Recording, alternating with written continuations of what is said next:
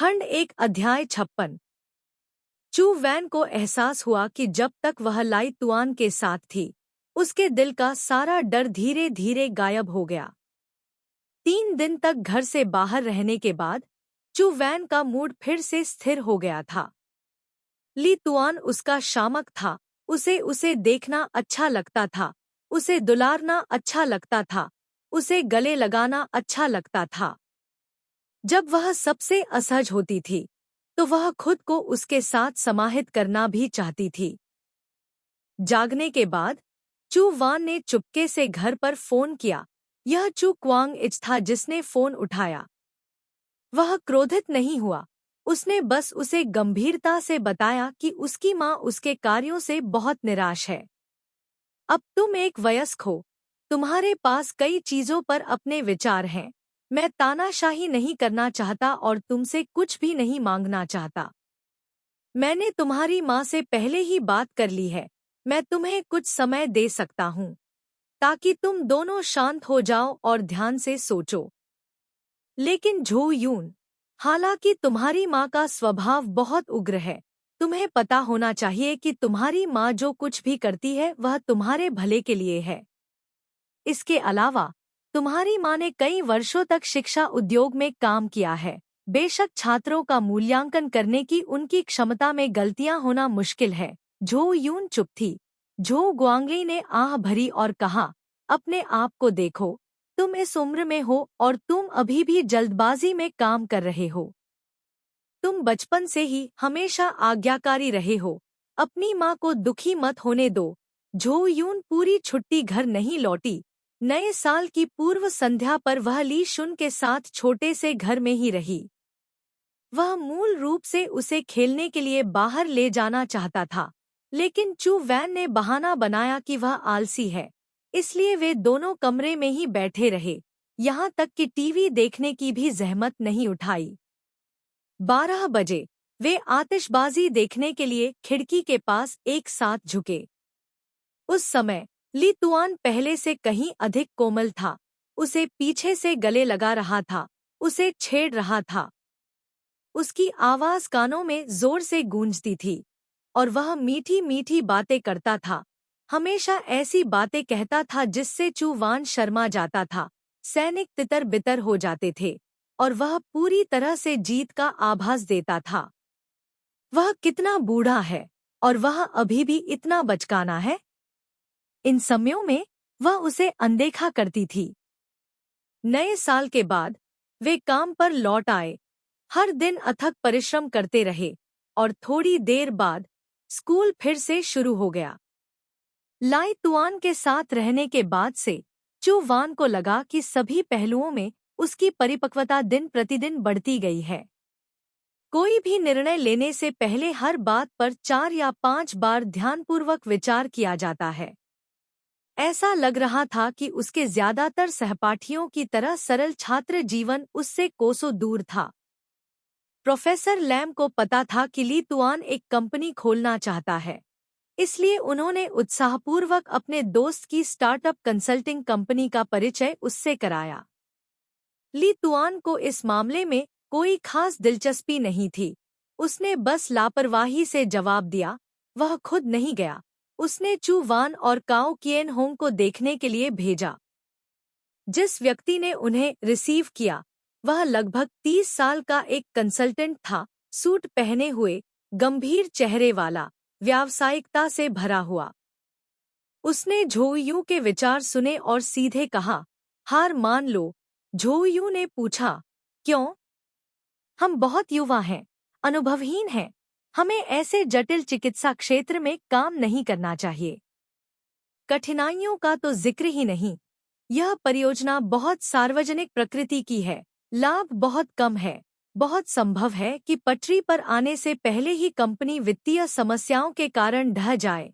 इसके तुरंत बाद सलाहकार ने दस्तावेजों की एक श्रृंखला निकाली और सिफारिश की, मुझे आश्चर्य है कि क्या आप लोग ई कॉमर्स या गेम में रुचि रखते हैं? हमारे विश्लेषण के अनुसार ये दोनों उद्योग निकट भविष्य में दृढ़ता से विकसित होंगे। झो यून ने लंबे समय तक उसकी व्याख्या सुनी, खुद से सोचते हुए कि यह सही था कि ली शुन नहीं आया। वह मूल रूप से जाने का बहाना ढूंढना चाहती थी, लेकिन काओ जियानहोंग इस मामले में काफी रुचि रखता था। उन्होंने सलाहकार के साथ काफी देर तक बातचीत की। उन दोनों के बीच काफी अच्छी बातचीत हुई और अंत में सलाहकार ने उन्हें प्रसिद्ध निवेश कंपनियों की एक सूची दी, जिसमें कहा गया कि वे हाल ही में ई कॉमर्स और गेम डिजाइन कंपनियों में भी निवेश करने की योजना बना रहे हैं। झो यून के समूह ने प्रतिष्ठित स्कूलों में अध्ययन किया और उच्च योग्यताएं थी। यदि वे इस क्षेत्र में काम करना चाहते थे तो वह उन्हें पेश करने के लिए तैयार था। झो यून चुपचाप उनके पास बैठा सुन रहा था, उनकी जीवंत बातचीत के खत्म होने का इंतजार कर रहा था। उसे स्कूल लौटने की कोई जल्दी नहीं थी, लेकिन वह काओ किएन होंग को सड़क किनारे एक कैफे में ले गई और कुछ देर बैठी। कॉफी लाने की बात आई, लेकिन किसी ने उसे छूने की जहमत नहीं उठाई। दोनों ने एक दूसरे के इरादों को समझा। गाओ जियानहोंग ने बात को घुमा फिराकर नहीं कहा, सीधे कहा, मुझे लगता है कि तुमने जो कहा वह सही है। मैं इस विचार पर यूं ही नहीं आया। मैं इस बारे में लंबे समय से सोच रहा था। चिकित्सा क्षेत्र वास्तव में वैसा ही है जैसा उसने कहा, बहुत सारी कठिनाइयां और कम लाभ। आखिरकार हम अपना करियर बनाने के लिए एक कंपनी शुरू कर रहे हैं, इसलिए हमें निश्चित रूप से लाभ के मुद्दे पर सोचना होगा। झो यून बहुत देर तक चुप रहा और फिर धीरे से बोला, वास्तव में कभी कभी ली शुन के फैसले बहुत आदर्शवादी होते हैं। गाओ जियानहोंग को यह सुनकर काफी आश्चर्य हुआ। क्या तुम्हें ऐसा लगता है? झो यून हंसा। हाँ, क्योंकि शायद उस समय वह वास्तविकता से बहुत अधिक दबाव में था, इसलिए जब ली शुन के पास बाधाओं से बचने की क्षमता थी, तो उसके भविष्य के विकल्प इस बारे में सोचने के लिए अधिक इच्छुक थे कि उसे क्या करना पसंद है और पैसे पर कम ध्यान दिया। उसकी जिद पहले से ही उसकी हड्डियों में समा चुकी थी। झो यून ने जल्दी से अपने विचारों को समायोजित किया, तुच्छ मामलों को एक तरफ रख दिया और केवल गाओ जियानहोंग के साथ बातचीत पर ध्यान केंद्रित किया। चलो अभी अपने करियर के मूल्य के बारे में बात नहीं करते हैं, चलो केवल लाभ के मुद्दे पर बात करते हैं। उदाहरण के लिए, पिछले साल देश भर में कैंसर से पीड़ित लोगों की संख्या 3 मिलियन से अधिक हो गई। क्या आप जानते हैं इसका क्या मतलब है? इसका मतलब है कि हमारे देश में हर दिन 8,000 से अधिक लोग कैंसर से पीड़ित होते हैं। अकेले हमारे प्रांत के कई अस्पतालों पर शोध करने पर पता चला कि केवल लगभग 2% रोगियों की चिकित्सा जानकारी विस्तार से दर्ज की गई थी, बाकी सभी गड़बड़ डेटा संरचनाएं थी। क्या आप इन छिपी हुई चीजों को देखते हैं? झो यून ने बिना पलक झपकाए गाओ जियानहोंग को देखा। चिकित्सा जानकारी जल्द या बाद में एकीकृत और एकत्रित हो जाएगी, और जल्द या बाद में डेटा को मानकीकृत करना होगा। यहाँ छिपा हुआ मूल्य निश्चित रूप से केवल वे चीजें नहीं हैं जिन्हें हम देख सकते हैं। यह सतही है। किसी ने पहले ऐसा नहीं किया है, इसका मतलब यह नहीं है कि यह करने लायक नहीं है। इसी तरह अगर दूसरे ऐसा नहीं कर सकते तो इसका मतलब यह नहीं है कि हम भी ऐसा नहीं कर सकते। गाओ जियानहोंग ने चुपचाप सोचते हुए भौहें सिकोड़ी। झो यून ने फिर कहा, हम कोई चैरिटी संगठन नहीं है, हमारी दिशा में कोई समस्या नहीं है। गाओ जियानहोंग, हमें न केवल इसे पूरी तरह से करने की जरूरत है, बल्कि आगे भी देखने की जरूरत है। गाओ जियानहोंग चुप रहे और अंत में झो यून ने कहा, चिकित्सा डेटा संश्लेषण परियोजना वास्तव में पहले कठिनाइयों का सामना करेगी और परिणाम धीमी गति से आएंगे, लेकिन आपको यह विचार करना होगा कि यह कौन कर रहा है। मैं अब भी यही कहता हूँ, आपका रास्ता आप पर निर्भर है। लेकिन अगर आपने ली शुन का अनुसरण करना चुना है, तो कृपया निश्चित रूप से इस बिंदु पर। झो यूं थोड़ा रुका, फिर खुद को सही किया, नहीं, आपको निश्चित रूप से उस पर भरोसा करना चाहिए। गांव जियानहोंग ने एक पल के लिए उसकी ओर देखा, फिर अचानक हंस पड़ा। तनावपूर्ण माहौल तुरंत खत्म हो गया। गांव जियानहोंग ने अब उस विषय पर ध्यान नहीं दिया। सोफे पर झुककर चिढ़ाते हुए कहा, मैं झोयू के बारे में बात कर रहा हूँ। हो, आप उसके लिए बहुत अच्छे हैं, उसके मुंह में, लेकिन वह मिठास का स्वाद ले सकती है। डीन गुस्से में था और उसके पास ली एक्सन से निपटने का कोई तरीका नहीं था। नौकरी दिलाने के लिए स्कूल की कोई आवश्यकता नहीं है। यहाँ तक कि स्नातक होना या न होना भी महत्वपूर्ण नहीं है। नंगे पैर चलने पर जूतों से डरने की जरूरत नहीं होती। पूरा शरीर हल्का लगता है। अगर कोई हरकत करता है तो कोई कुछ नहीं कर सकता। जिस दिन त्योहार समाप्त हुआ उस दिन ली तुआन, चू वान और काओ किएन होंग एक शानदार भोजन करने गए। स्कूल के पीछे वाली सड़क पर एक बहुत प्रसिद्ध रेस्तरां है जो हर रात भरा रहता है। ली शुन की भूख बहुत ज्यादा नहीं थी, लेकिन मुख्य रूप से झो यून की थी। उसने और गांव जियानहोंग ने सीख का ऑर्डर दिया और उन्हें पूरा खा लिया जब तक कि वे खत्म नहीं हो गए। उसे लगा कि वह सीख में बदलने वाली है। ली शुन ने अपनी आंखें उठाईं और उनके बगल में बैठकर देखने लगा। जब वे खाने लगे और लगभग उल्टी करने लगे तो उसने उदासीनता से कहा, उन्हें कोई नाम दो। झो यून और गाओ जियानहोंग ने एक साथ उसकी ओर देखा। क्या? ली शुन ने कहा, कंपनी का कोई नाम होना चाहिए। झो यून और गाओ जियानहोंग ने एक दूसरे को देखा, आखिरकार समझ गए। चू वैन का खून खौल उठा। उसने अपने हाथ में पकड़ी छड़ी को मेज की दरार में घुसा दिया और कहा, मुझे जुएन जुएन कहो। ली जुन ने उसे तिरस्कार से देखा। लानत है, तुमने फिर से बहुत ज्यादा पी ली। गाओ जियानहोंग ने गंभीरता से सोचा और कहा, मुझे लगता है कि नाम बहुत महत्वपूर्ण है। क्यों न हम किसी को भविष्य बताने के लिए खोजें? ठीक है। ली तुआन ने अभी भी वही भाव बनाए रखा। जाओ देखो कि क्या जुएन जुएन नाम भाग्यशाली है। काओ किएन होंग अवाक रह गए। चू वैन और काओ किएन होंग ने उत्साहपूर्वक नाम बताए। एक वाक्य उसने कहा और दूसरा मैंने कहा। नाम ऊपर और ऊपर उड़ते गए। ली तुआन पास बैठकर यह मजा देख रहा था और कभी-कभी टिप्पणी भी कर रहा था। अंत में गाओ जियानहोंग ने ली शुन से पूछा, क्या आपकी कोई राय है? झो यून जानती थी कि ली शुन के शब्द निर्णायक होंगे, इसलिए वह उसके पास बैठी और उससे आग्रह किया, चलो एक ऐसा नाम चुनते हैं जो थोड़ा पश्चिमी लगता हो। ली शुन ने उसकी ओर देखा। पश्चिमी लगने का क्या मतलब है? गाओ जियानहोंग ने सुझाव दिया, या चलो एक अंग्रेजी नाम का उपयोग करते हैं। आखिरकार लक्ष्य दीर्घकालिक है ना? अपनी बात समाप्त करने के बाद उसने अपनी आंखों से झो यून को संकेत दिया। झो यू ने सहमति में सिर हिलाया। यह सही है। ली जुन ने इन दो शराबियों को ऐसे देखा जैसे वह किसी मनोरोगी को देख रहा हो। गाओ जियानहोंग उससे पूछता रहा। अंत में ली जुन ने झो यू को देखा और व्यंग्य किया, अंग्रेजी। फिर एलएमपी के बारे में क्या? एलएमपी? गाओ जियानहोंग दंग रह गया। इसका क्या मतलब है? ली जुन अस्पष्ट था। गाओ जियानहोंग के बार बार आग्रह के तहत उसने अपनी भौहें उठाईं और कहा, क्या आपको किस्मत नहीं चाहिए? यह सही है। ली जुन ने कंधे उचकाए। भाग्यशाली और शक्ति, सीधे कैट ल्यूक में अनुवादित। क्या? गाओ जियानहोंग ने ठहाका लगाया।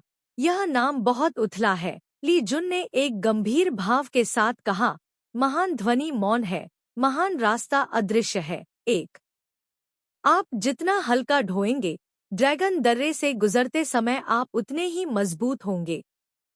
एक ताओ ते चिंग के अध्याय 41 में दो वाक्यों का अर्थ है, सबसे तेज आवाज मौन है, रास्ता सर्वोच्च सिद्धांत अदृश्य होना है। काओ जियानहोंग ने मेज पर थपकी दी। अच्छा। वापस जाते समय काओ जियानहोंग आगे चला गया। झो यून ने चुपचाप ली शुन को पीछे खींच लिया। अरे हाँ, तुम सच में कहानियां बनाना जानते हो क्या? ली शुन ने उसे प्रश्नवाचक दृष्टि से देखा, मानो वह समझ नहीं पाया कि उसका क्या मतलब है। झो यून ने अपनी कोहनी से उसे बगल में धकेला। L&P क्या है? क्या मैंने पहले नहीं कहा था? हाँ। चू वैन ने उसकी ओर आंखें सिकोड़ते हुए धीमी आवाज में कहा, यह रैंडअप है। उसने अभी बोलना समाप्त किया ही था कि लाई तुआन अचानक अपने होश में आ गया। तो आप इस दृष्टिकोण से सोचते हैं? चू वैन अवाक था। लाई तुआन ने बिना किसी दया के मजाक उड़ाया। मैं कहता हूँ राजकुमारी, आत्मभोग में हम कितना लिप्त होते हैं, इसकी एक सीमा होती है ना? बोलने के बाद उसने दोनों हाथ जेब में डाले, मुंह में सिगरेट पकड़ी और अहंकार से आगे बढ़ा। झो यून को उसने तब तक चिढ़ाया जब तक उसका चेहरा लाल नहीं हो गया, और शराब का फायदा उठाकर जोखिम उठाया, दहाड़ते हुए, और फिर पीछे से दौड़कर उस पर कूद पड़ा। ली जुन पहले से तैयार थी, और जब वह उससे टकराई तो वह थोड़ा सा हिल गया, फिर बस ऐसे ही उसने उसे आगे बढ़ा दिया। झो यून उसकी पीठ पर लटक गया। उसे लगा कि इस ऊंचाई पर हवा बहुत ताज़ा थी, इसलिए उसने 2 बार सूंघा। ली जुन ने व्यंग्य किया, क्या तुम कुत्ते हो? झो यून ने बहुत अच्छा सहयोग किया और उसके कंधे पर मुक्का मारा। लानत है। अंत में एक अप्रत्याशित स्थिति हुई। ली जुन दर्द में था और जोर से चिल्लाया। झो यून को दंडित करने के लिए अपना सिर घुमाया। झो यून बिजली की तरह तेजी से उस पर कूद गया, भागने की पूरी कोशिश कर रहा था। ली जुन उसे इतनी आसानी से कैसे भागने दे सकता था, इसलिए वह उसके पीछे चला गया। चू वैन ने पलटकर एक जोरदार मुक्का मारा, अपनी बाहों को बेतहाशा घुमाया। ली तुआन के एक हाथ ने उसकी कलाई को कसकर पकड़ रखा था, दूसरे हाथ ने उसकी कमर को कस लिया था। ली तुआन ने चू वैन के पूरे शरीर को अच्छी तरह से खंगाला, बेतरतीब ढंग से सभी कमजोरियों पर हमला किया। कुछ ही पलों में चू वान हार गया और उसने दर्द से दया की भीख मांगी। ली तुआन ने उसे कसकर पकड़ लिया। क्या अब भी हिम्मत है? चू वान अभी भी गुस्से में थी। उसने ली तुआन के पास खुद का बचाव करने का समय न होने का फायदा उठाते हुए उसके पैर पर जोर से रौंद दिया। गर्मियों के बीच में ली तुआन सिर्फ चप्पल पहनकर बाहर गया। उसे इतनी जोर से कुचला गया कि वह लगभग उछल पड़ा।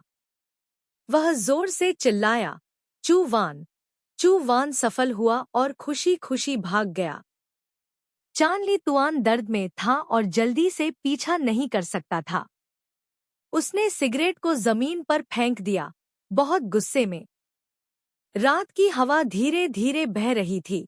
ओस्मांथस फूलों की खुशबू फैल रही थी। आज रात मौसम बहुत सुंदर है, दृश्य अद्भुत है। युवक घमंडी और अहंकारी था। उसकी आंखें आगे की ओर देख रही थी। उसका सिर तिरस्कार में झुका हुआ था क्योंकि वह नश्वर दुनिया के गंदे कोनों को देख रहा था।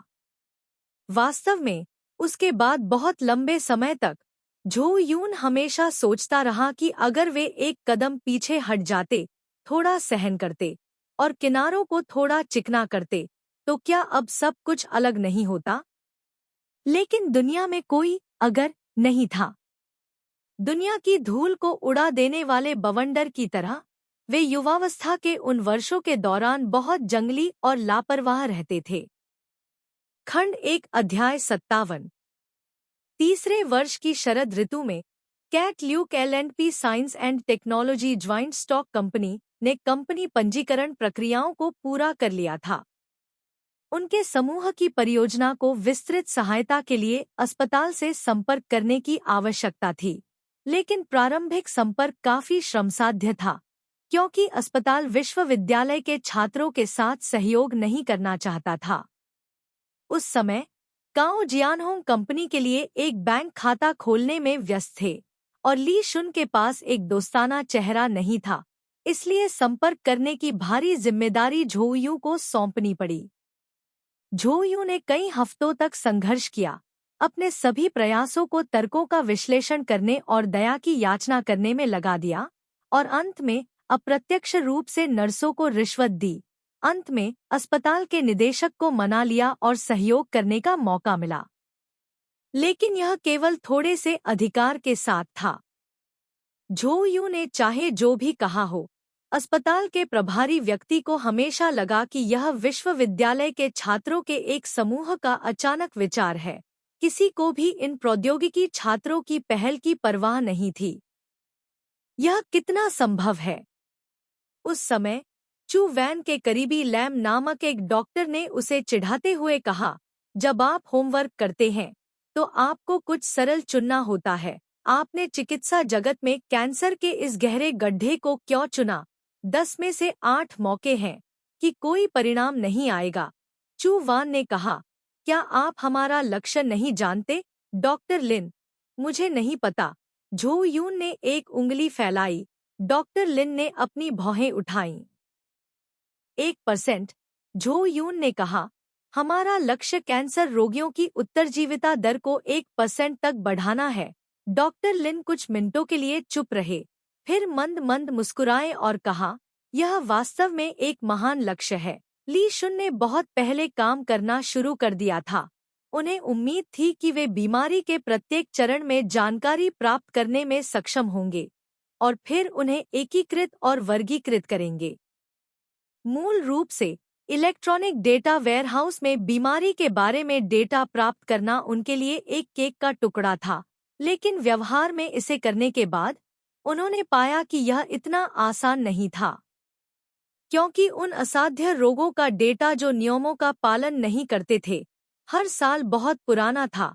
इसलिए जब प्रोग्राम डेटा पढ़ता था तो अक्सर त्रुटियां दिखाई देती थीं और जोखिम दर बहुत अधिक थी। उन्होंने कई तरीके आजमाए और आखिरकार समझ गए कि निगरानी और नियंत्रण के लिए मानव शक्ति पर निर्भर रहना असंभव था। इन क्रियाओं में इनपुट डेटा की सामग्री की जांच करना, समस्या, समय पर प्रतिक्रिया, सेवन प्रक्रिया का स्वचालित समायोजन, जिससे पूरी प्रणाली लगातार आत्म सुधार कर रही है। अंत में मूल समस्या हल हो गई। वे आधे साल से अधिक समय तक व्यस्त रहे, जब तक कि विश्वविद्यालय के तीसरे वर्ष की सर्दी नहीं आ गई। यह एक ऐसी सर्दी थी जिसे हर कोई नहीं भूल सकता। उस दिन झो यू जल्दी से स्कूल वापस आया। उसने देखा कि सुरक्षा गार्ड गेट पर एक बैनर लटका रहा है। उसने ध्यान से देखा और यह देखकर आश्चर्यचकित हो गई कि विषय वस्तु बहुत परिचित थी। ओह, तो यह एक सूचना सुरक्षा प्रतियोगिता थी। क्या इस वर्ष प्रतियोगिता यहीं आयोजित होगी? उस समय ली तुआन शायद ही कभी स्कूल जाती थी। एक तेज तर्रार दवा कंपनी थी जो उनके कार्यक्रम को पसंद करती थी और सहयोग पर चर्चा करना चाहती थी। यह देश की नंबर 1 या 2 कंपनी है जो कैंसर की दवाओं के उत्पादन में विशेषज्ञता रखती है। इस तरह की फैक्ट्री द्वारा चुना जाना परियोजना की बाजार में क्षमता की सबसे बड़ी पुष्टि है। अन्य स्टार्टअप के विपरीत फुनहत ट्रैक की मदद के कारण ली तुआन को वित्त के बारे में चिंता नहीं है, इसलिए वह अक्सर सहयोग पक्ष के लिए बहुत अधिक आवश्यकताएं निर्धारित करता है। इतनी अधिक कि इसे देखने वाले लोग यह नहीं जानते कि निवेशक कौन है। लेकिन इस बार ली तुआन ने बहुत ही ढीली शर्तें रखीं। उन्होंने काओ किएन होंग और चू वान को समझाया कि इस दवा निर्माण कंपनी की देश में बहुत ताकत है। खासकर कैंसर की दवाओं के क्षेत्र में ज्यादातर मरीज इस कंपनी के बारे में जानते हैं। यदि वे सुचारू रूप से सहयोग कर सकते हैं तो वे आसानी से ली शुन की कंपनी को बड़ी मात्रा में प्रयोगात्मक डेटा प्रदान कर सकते हैं। क्योंकि वह मुख्य रूप से तकनीकी पक्ष के प्रभारी थे, महत्वपूर्ण मुद्दों पर चर्चा करने के बाद शेष छोटे मामले झो यू के सिर पर आ जाते थे। हर दिन उसे दवा कंपनी के कानूनी विभाग के साथ काम करना पड़ता था, इतनी मेहनत से कि उसका सिर फटने वाला लगता था। ली शुन ने देखा कि वह बहुत थकी हुई थी, इसलिए उसने उसे आराम देने के लिए कुछ नई खबर बताई। इस साल की प्रतियोगिता हमारे स्कूल में आयोजित की जाएगी। झो यून ने सिर हिलाया। मुझे पता है। ली शुन मुस्कुराई। प्रोफेसर लिन स्कूल के जजिंग पैनल में हैं। वे व्यस्त थे, इसलिए उन्होंने आपको अपनी जगह लेने के लिए कहा। झो यून हैरान थी। यह कैसे हो सकता है? बेशक यह नहीं होगा। ली तुआन बिस्तर पर लेटा हुआ चू वॉन को दिलचस्पी से देख रहा था। लेकिन शिक्षक ने मुझे इस वर्ष के फाइनल में भाग लेने वाली टीमों की सूची दिखाई। मुझे कुछ बहुत दिलचस्प लगा। चू वान, क्या? ली तुआन ने मजाक करते हुए कहा। हमारा मैचमेकर फिर से यहाँ है। चू वान ने अपनी आंखें चौड़ी कर ली। फोंग ची तिन्हा। इस नाम का अस्तित्व वास्तव में अद्वितीय है। हर बार जब चू वैन को लगता है कि वह उसे भूल गई है, तो वह फिर से प्रकट होता है। इस वर्ष अंतिम दौर टेट अवकाश के दौरान आयोजित किया गया था। वर्ष के अंत में सब कुछ एक साथ आया। चू वैन को दवा कंपनी के साथ विस्तृत अनुबंध को पूरा करने में कठिनाई हो रही थी और वह घर जाने की जल्दी में था। पूरे स्कूल वर्ष के दौरान घर में अभी भी अप्रिय, घुटन भरा माहौल बना हुआ था। चू वैन ने अपने माता पिता को कई बार समझाने की कोशिश की थी। उसके पिता से बात करना आसान था, लेकिन उसकी माँ बेकार थी। दरअसल कुछ हद तक चू वैन का व्यक्तित्व उसकी माँ से काफी मिलता जुलता था, इसलिए वह साफ तौर पर जानती थी कि उसकी माँ कितनी जिद्दी है। प्रतियोगिता शुरू होने से पहले उसे अपनी माँ का फोन आया, जिसमें उसे परीक्षा समाप्त होने के तुरंत बाद घर आने को कहा गया। संयोग से वह भी इस अवसर का लाभ उठाकर अपने माता पिता से बात करना चाहती थी, इसलिए उसने ली तुआन से 2 दिन की छुट्टी मांगी। ठीक है, ली सुन आसानी से सहमत हो गया। थोड़ी देर बाद उसने फिर पूछा, तुम वापस कब आओगे? ली लैन कुछ दिनों में यहाँ आ जाएगी। झो यूं दंग रह गया। यह पहली बार था जब ली सुन ने उससे घर पर बात की थी। झो यूं की स्तब्ध उपस्थिति को देखकर ली एक्सन ने मुस्कुराते हुए कहा, वह नए साल के बाद शादी कर रही है। आप दोनों को आधिकारिक तौर पर एक दूसरे से एक बार मिलना चाहिए। आपके पास उसके अलावा कोई अन्य रिश्तेदार नहीं है। उसकी बातें हो यूं उसके द्वारा गुदगुदी थी और मदद नहीं कर सकती थी, लेकिन उसकी गर्दन को सिकोड़े और उस पर चकाचौंध हो जाए। उसने उसके होठों को चूमा। मैं तुमसे प्यार करता हूँ। चू वैन की याददाश्त बहुत अच्छी थी। साथ ही ली तुआन एक विशेष अस्तित्व था जो उसके जीवन में आए लोगों से पूरी तरह से अलग था, इसलिए उसके अनगिनत भाव, अनगिनत शब्द, अनगिनत छवियां उसके दिमाग में उकेरी गई थी। लेकिन यह सब उसकी आंखों के सामने के दृश्य की तुलना में नहीं था। शायद यह क्षण बहुत खास था, इसलिए चू वैन के लिए यह दृश्य एक कील की तरह था। उसका दिमाग अब इसे बर्दाश्त नहीं कर सकता था, इसलिए यह केवल उसके दिल में गहराई तक जा सकता था, जीवन की प्रत्येक धड़कन के साथ ऊपर और नीचे। चू वान घर लौट आया। माहौल अभी भी वैसा ही था। पूरे स्कूल वर्ष के बाद भी कोई किसी को मना नहीं सका। उसकी माँ को हमेशा उस पर गर्व रहा है और उसने कभी भी चू वैन की कहानी किसी को नहीं बताई। चू वैन हमेशा से ही उसका गौरव रहा है। उसके दोस्तों के बच्चों में से वह सबसे उज्जवल भविष्य वाला है। वह उससे हर समय शिकायत करती रहती थी कि उसके चचेरे भाई कितने बिगड़े हुए हैं। इस पूरे वर्ष वह विदेश जाने के लिए उसके लिए एक रास्ता खोजने में व्यस्त थी। यदि आप चाहते हैं या आप अगले साल नहीं कर सकते। स्वर्ग और पृथ्वी की समझ। झो यूं, हम उतने बुरे नहीं हैं जितना आप सोचते हैं। कम से कम मुझे स्पष्ट रूप से पता चला है। तुम्हें क्या समझने की जरूरत है? माँ ने जोर से उसे टोका। अभी तो मैं सिर्फ यही समझ रही हूँ कि तुम पढ़ाई पर ध्यान नहीं देती। तुम्हारा उज्जवल भविष्य बर्बाद हो गया है और तुम सारा दिन उस कमीने से चिपकी रहती हो। उसने चू वैन को घूरा। उसकी आंखें चाकू की धार की तरह तेज थी। बताओ, उस आदमी ने तुम्हें कौन सी दवा दी है? मैंने कई दिनों तक आपकी बात सहन की और क्या आप सचमुच सोचते हैं कि मैं सहमत हो गया?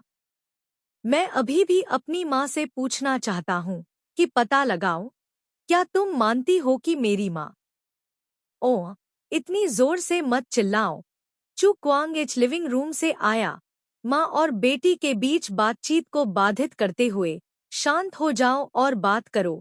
उसकी माँ का चेहरा बहुत बुरा था। वह अपने गुस्से को नियंत्रित करने की कोशिश कर रही थी। चू क्वांग ने चू वान से कहा, तुम कुछ भी नहीं समझते हो। क्या तुम जानते हो कि तुम्हारे माता पिता ने तुम्हारे लिए एक अच्छे स्कूल से संपर्क करने के लिए कितनी मेहनत और संपर्क किया है? क्या यह पर्याप्त नहीं है कि आप पूरे वर्ष किसी बाहरी व्यक्ति के कारण अपने माता पिता से बहस करते रहे हैं? एक और निरर्थक बातचीत। अंत में झोयू को बोलने का मौका भी नहीं मिला। उसने अपना सिर घुमाकर खिड़की के बाहर उड़ते बर्फ के टुकड़ों को देखा। इस साल की सर्दियों में एक दुर्लभ ठंड का दौर आया था।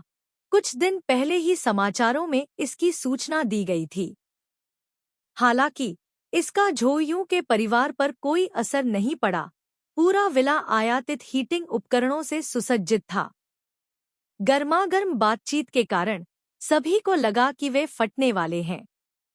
स्कूल के इस तरफ भी बर्फबारी हो रही थी। भाग लेने वाले समूह एक के बाद एक आ रहे थे। इस साल उनके स्कूल में 3 भाग लेने वाले समूह थे, मेजबान, प्रतियोगी और स्वयंसेवक, जिन्होंने मेहमानों का गर्मजोशी से स्वागत किया। हर कोई समय समय पर बातचीत करने के लिए इकट्ठा होता था। शिकायत करता था कि इस साल प्रतियोगिता बहुत देर से आयोजित की गई थी। मौसम बहुत ठंडा था। उन्होंने मजाक में यह भी कहा कि अगर प्रतियोगिता के दौरान मशीनें जम गईं और चालू नहीं हो पाईं, तो यह एक आपदा होगी। स्कूल के पास एक शॉपिंग मॉल में एक कॉफी शॉप में ली जुन और ली लैन एक दूसरे के सामने बैठे थे। ली लैन हमेशा घबराई रहती थी जब वह अंदर होती थी। अपने छोटे भाई के सामने उसने कुछ बार छींकी। ली जुन ने भौहें सिकोड़ी और उसने जल्दी से समझाया, यह सिर्फ सर्दी है। यह ठीक है। ली जुन ने ली लैम से ड्रिंक ऑर्डर करने के लिए कहा। ली लैम ने कुछ भी ऑर्डर करने की हिम्मत नहीं की और केवल सबसे सस्ता नींबू पानी चुना।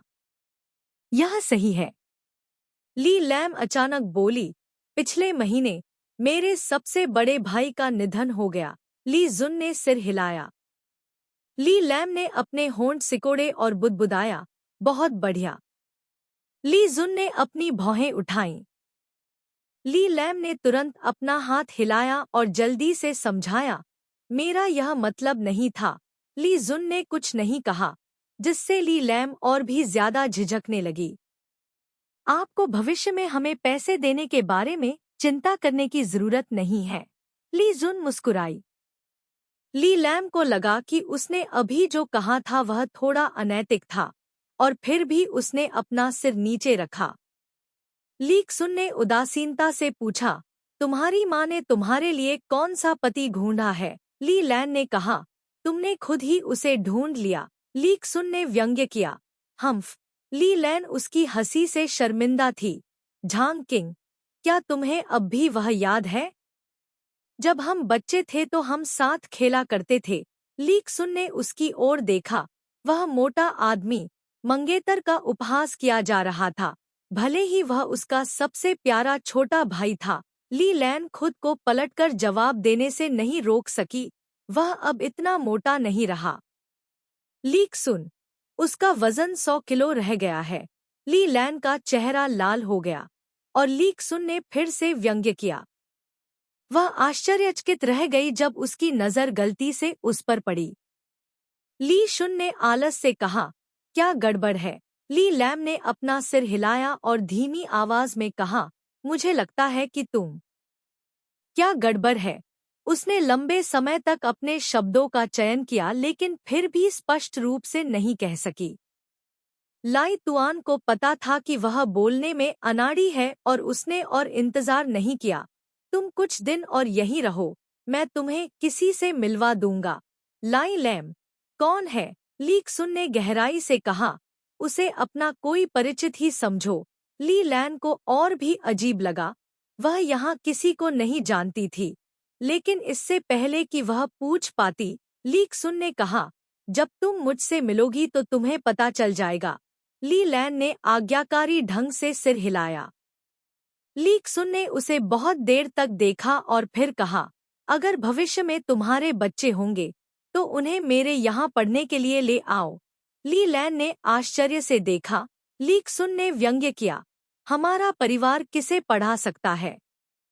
तुम अपनी आंखें बंद करके बता सकती हो। ली सुन हमेशा व्यंग्यात्मक ढंग से बात करता था, लेकिन ली लैन उसकी बड़ी बहन थी। वह उसके शब्दों में छिपे हर अर्थ को जानती थी। उसकी आंखें लाल थी और उसकी उंगलियां भावनाओं से कांप रही थी।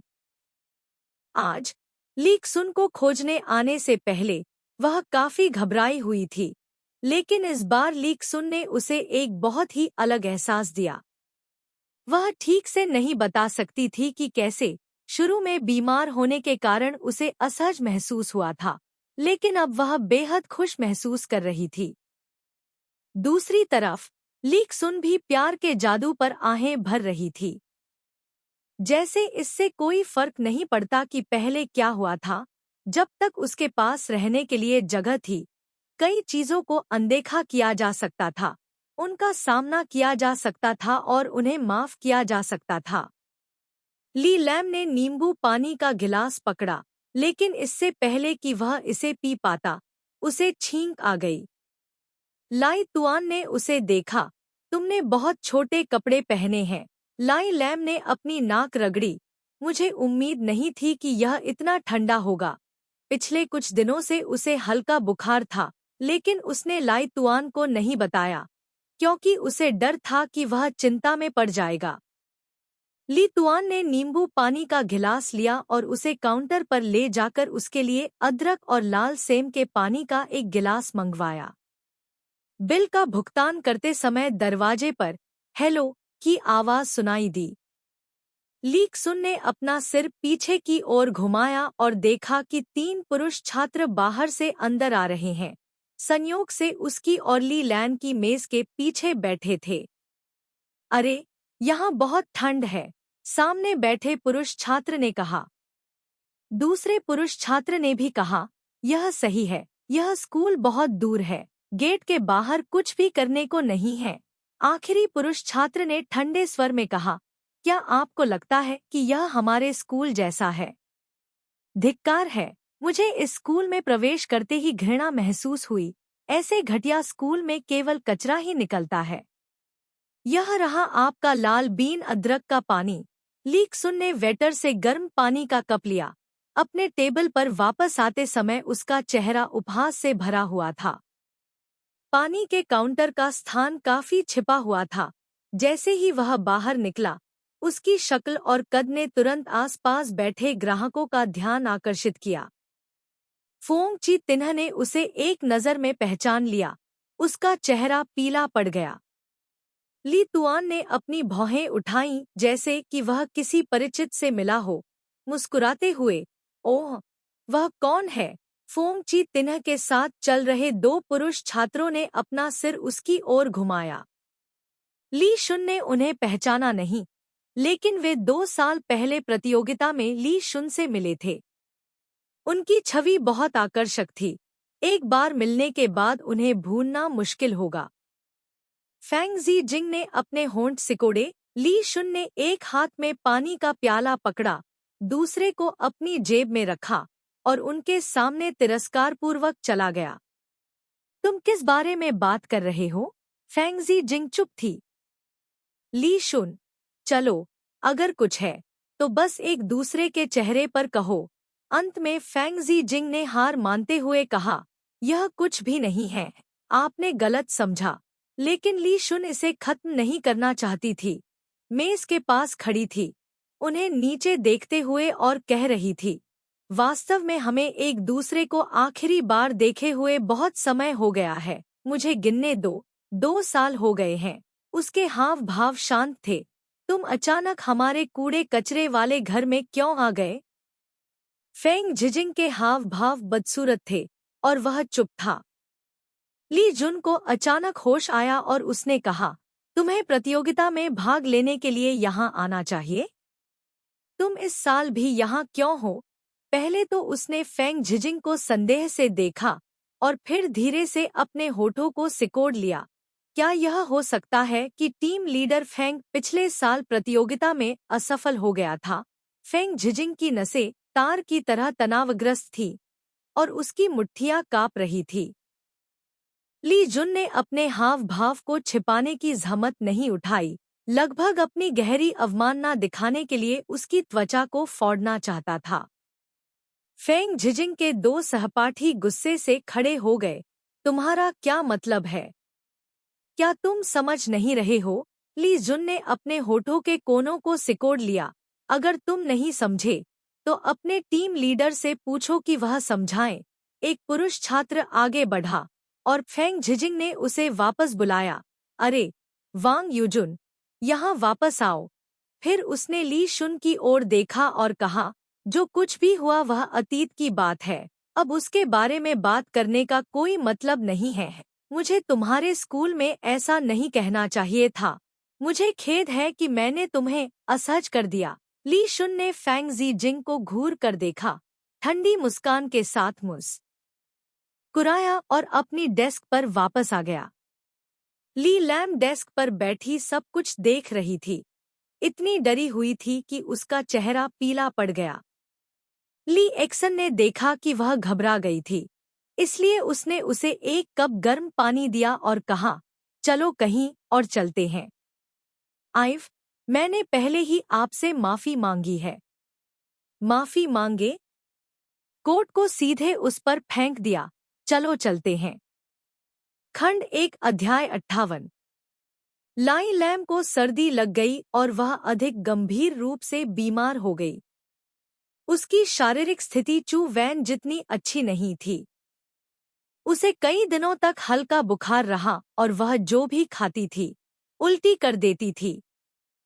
ली तुआन उसे अस्पताल ले गया, लेकिन उसने यह कहते हुए मना कर दिया कि वह इस बात को बड़ा बना रहा है।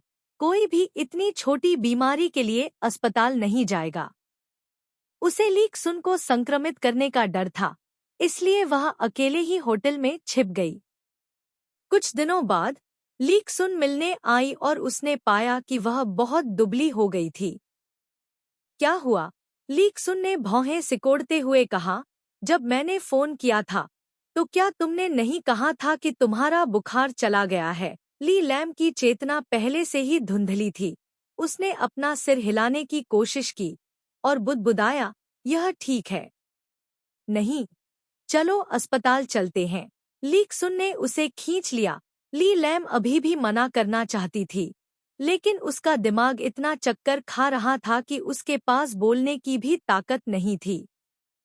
ली जुन ली लैम को नीचे ले गया। होटल से निकलते ही उसे प्रोफेसर लैम का फोन आया, जिसमें उसे स्कूल वापस जाने के लिए कहा गया था। क्या बात है? शिक्षक ने जल्दी से कहा। ओह, जल्दी से यहाँ आओ, लोगों की कमी है। यह कहने के बाद उसने फोन रख दिया। ली जुन ने भौहें सिकोड़ी, अपने बगल में बैठी ली लैम को देखा जो अचंभित थी, और उसे सड़क किनारे एक रेस्तरां में खींच लिया। यहाँ मेरा इंतजार करो, मैं अभी वापस आती हूँ। ली जुन वापस स्कूल भागी और प्रोफेसर लैम ने उसे प्रशासनिक हॉल में घसीटा। अंतिम राउंड कल यहाँ आयोजित किया जाएगा। हॉल लगभग सजाया गया है। कई प्रतिस्पर्धी समूह अपने कार्यक्रमों का परीक्षण कर रहे हैं। बहुत ठंड थी, लेकिन प्रोफेसर लिन पसीने से तरबतर थे। ली शुन को समझाते हुए कि कुछ स्वयंसेवक थे जो शहर के केंद्र में गए थे और ट्रैफिक जाम के कारण समय पर वापस नहीं आ सके, इसलिए अब आग पहले से ही उनके चूतड़ तक जल रही थी। प्रोफेसर लिन स्कूल के महाप्रबंधक थे। उन्होंने ली शुन के हाथों में ढेर सारे दस्तावेज थमा दिए और घबराते हुए कहा, तुम परीक्षा सूची दर्ज करो, मैं वास्तव में अब और विचलित नहीं हो सकता। ली शुन ने दस्तावेजों को देखा और पाया कि दर्ज करने के लिए बहुत सी चीजें थी। वह ली लैम को तुरंत अस्पताल ले जाना चाहता था, इसलिए उसने दस्तावेजों को एक तरफ रख दिया। शिक्षक, किसी और को यह करने के लिए कहो। शिक्षक लिन ने उसे घूर कर देखा। अगर मैं किसी और को ढूंढ सकता तो मैं तुम्हें क्यों ढूंढता? तुम पहले से ही अंतिम विकल्प हो। ली शुन बेशर्मी से हंसा और मना करने ही वाला था कि तभी कोई वहां आया। फोंग ची तिन्ह ने लाई तुआन के हाथ से दस्तावेज लिया और प्रोफेसर लैम से कहा, गुरुजी, मुझे आपकी मदद करने दीजिए। प्रोफेसर लैम ने तुरंत फोंग ची तिन्ह को पहचान लिया। हालांकि 2 साल पहले प्रतियोगिता में ली तुआन ने ऐसी हलचल मचाई जिसने सभी को चौंका दिया, और जिस व्यक्ति को तोड़फोड़ की गई, फोंग ची तिन्ह ने उनके दिल में गहरी छाप छोड़ी। इस समय दोनों पक्ष एक दूसरे के आमने सामने थे और शिक्षक लैम थोड़ा घबराए हुए थे, लेकिन इसमें शामिल 2 लोगों ने शत्रुता के कोई संकेत नहीं दिखाए। जबकि शिक्षक लैम अभी भी उलझन में थे, फोंग ची तिन्ह पहले ही कंप्यूटर की तरफ आ चुके थे। उसने अपना सिर घुमाया और पूछा, शिक्षक, क्या मैं इसे टाइप कर सकता हूँ? अगर कोई महत्वपूर्ण बात है जिस पर मुझे ध्यान देने की जरूरत है, तो बस मुझे बताए। शिक्षक लैम ने अपना संयम वापस पाया और जल्दी से कहा, ओह ओह, कोई जरूरत नहीं, कोई जरूरत नहीं। आखिरकार हम मेहमान हैं। हमारे पक्ष में अभी भी लोग हैं, उन्होंने ली तुआन को खींचते हुए कहा। ली तुआन ने एक कदम पीछे हट लिया ताकि वह उसे पकड़ न सके, और मुस्कुराते हुए कहा, अगर वह मदद करने को तैयार है तो उसे करने दो। अगर तुम कुछ ऐसा देखोगे जो तुम्हें नहीं देखना चाहिए, तो यह बहुत कष्टप्रद होगा। प्रोफेसर लैम की पीठ ठंडी हो गई और पसीना उसके माथे से लगभग टपकने लगा। उसने फोंग ची तिन्ह की ओर देखा, जो डेटा दर्ज करने पर ध्यान केंद्रित कर रहा था, और ऐसा लग रहा था कि वह लाई तुआन की बातें नहीं सुन रहा था।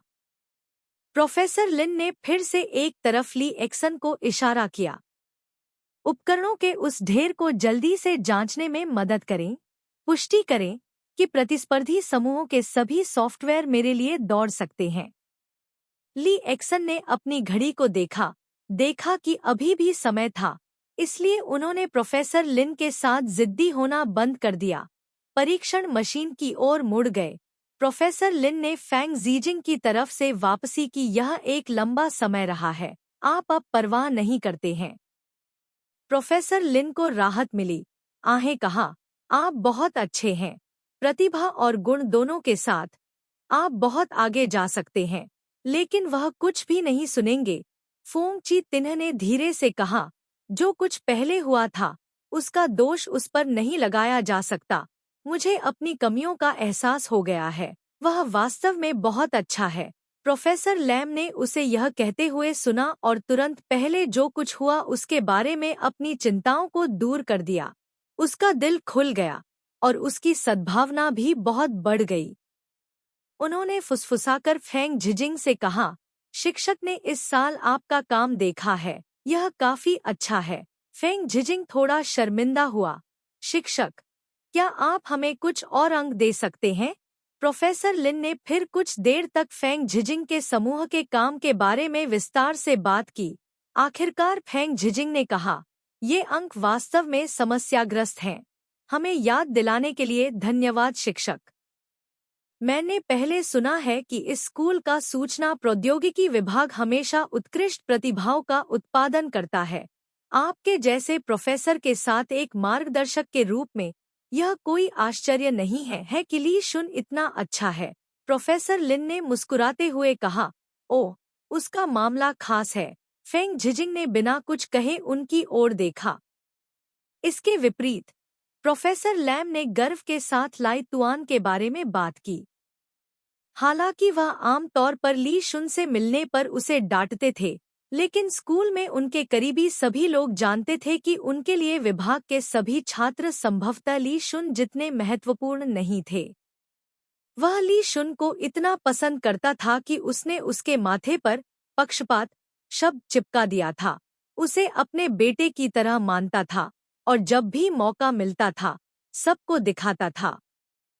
प्रोफेसर लिन उत्साह से बात करते रहे, ली शुन की योजनाओं के बारे में बात करते रहे कि कैसे वह एक कंपनी शुरू करने वाला था, कैसे उसने कठिन तकनीकी समस्याओं को पार किया और कैसे बड़ी कंपनियां उसके पास सहयोग करने के लिए आईं।